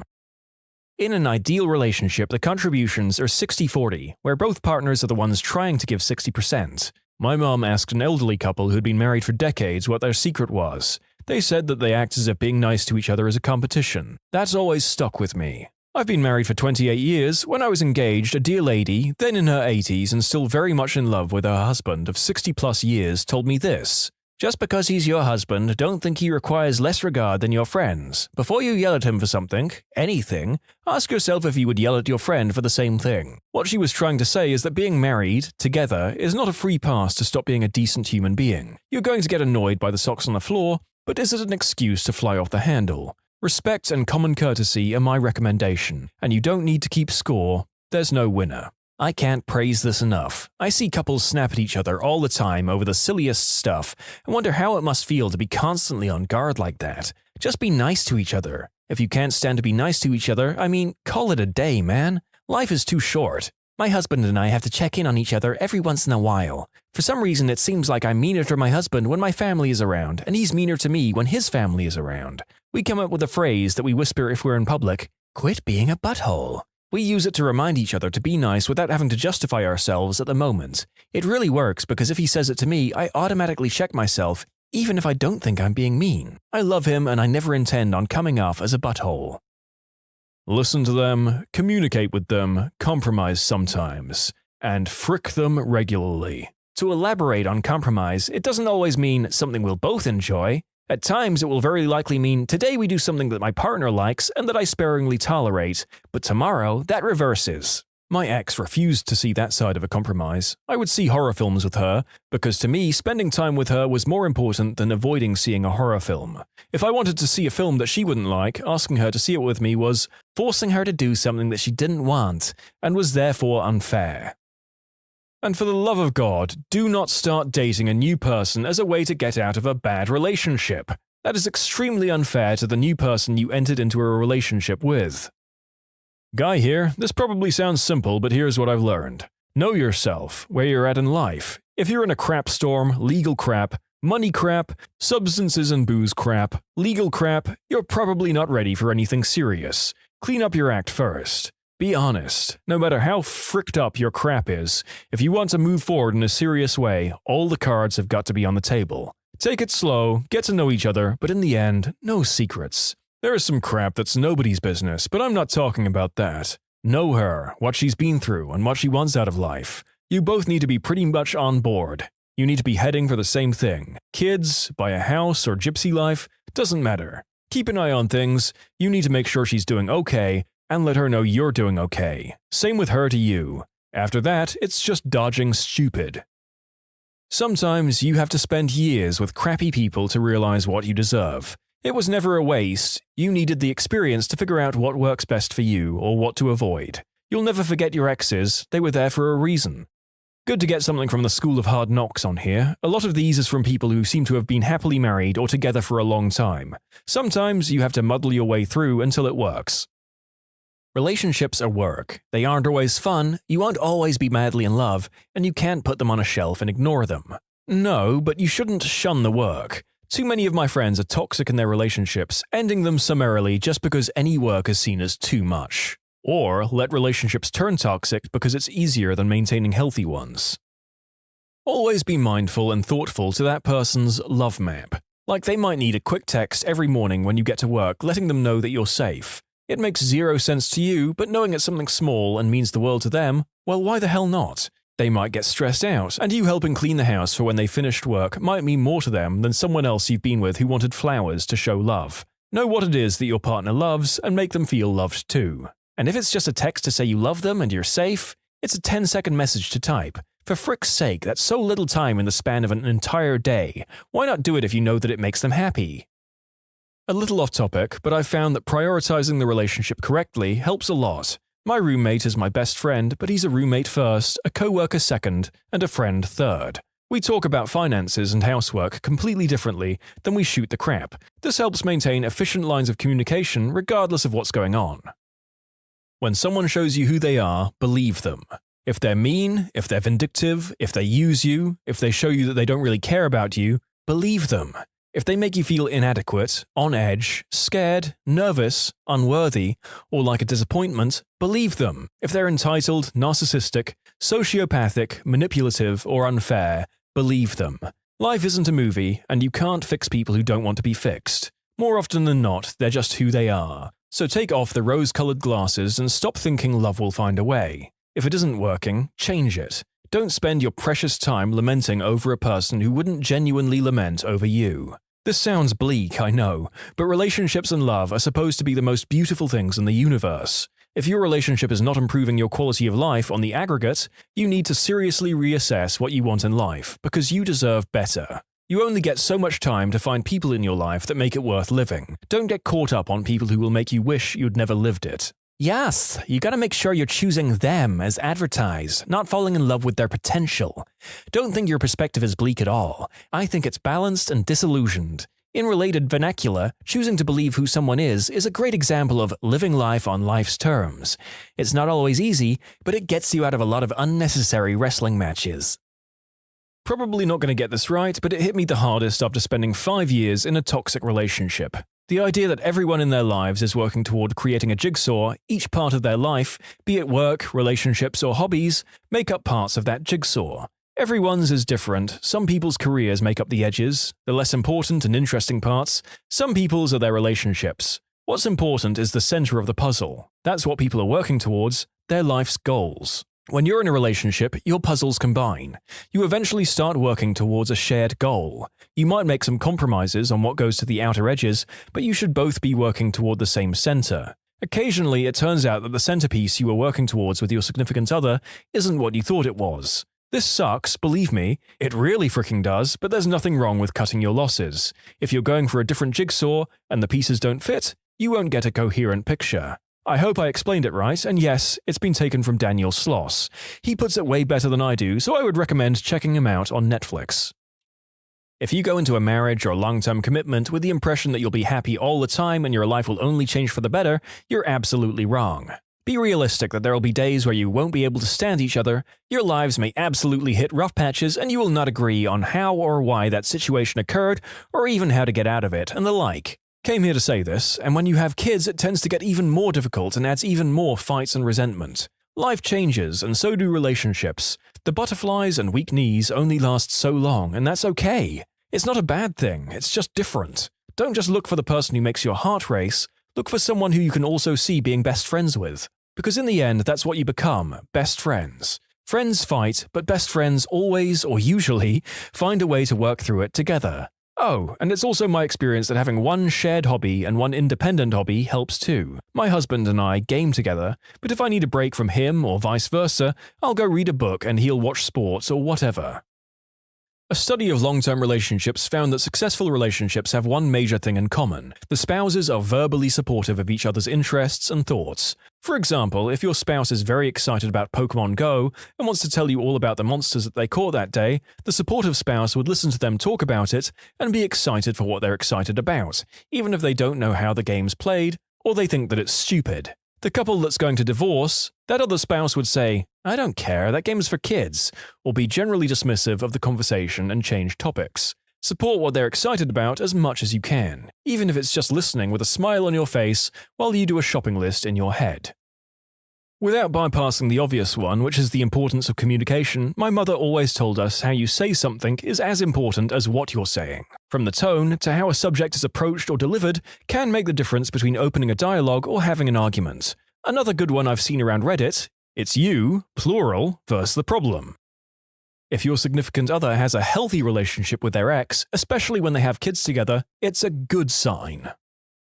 Don't go to sleep angry is bullcrap, especially if you have little kids. If you and your partner are sniping at one another, disengage and get some sleep if it's possible. Most of the fights my husband and I ever had was because one or both of us were exhausted or hangry. But set a time to pick it back up, please. If my husband just says frick it and goes to bed during an argument, I'm angry. If he says, I need sleep, let's talk tomorrow after dinner, I'm much better. I need to know it's going to be resolved in a timely fashion, and we're both much more reasonable after sleep and cooling down. Choose them. It's not about winning an argument, making a point, having enough time, or giving enough gifts, any of that crap that makes your heart either soar or tremble in the moment. It's about choosing them, knowing them, learning them. Equally as crucial, they choose you back. It's about choosing this person to hold your hand through every moment of every day for the remainder of anything and everything you'll ever experience. Every decision you make has them as a factor. It's about respect and admiration and giving credit where it's due. It's about the truth, about trusting them with the truth, and trusting them to tell it. Choose them completely. Relationships are not there to fix you. If you aren't happy with yourself, the relationship won't make that a reality. When you want your partner to be fit, attractive, and dress well, don't forget that they want that as well. Want the best for the other person, not for yourself. That's why jealousy is poison. You want your significant other to look good, but only for you? Get a clue. Give them something to want in return. Be a success. Take care of yourself. Learn something every day. Don't waste your time. Be kind and demonstrate that daily. You get what you give. Do the dishes. When you subscribe, make sure to hit the bell to turn on notifications. Put the playlist on in the background to finish listening to all the stories, linked at the top of the description. And if you like Am I the Genius, give Am I the Jerk a shot, linked in the description too. Either way, thanks a lot for watching, and we'll see you guys next time.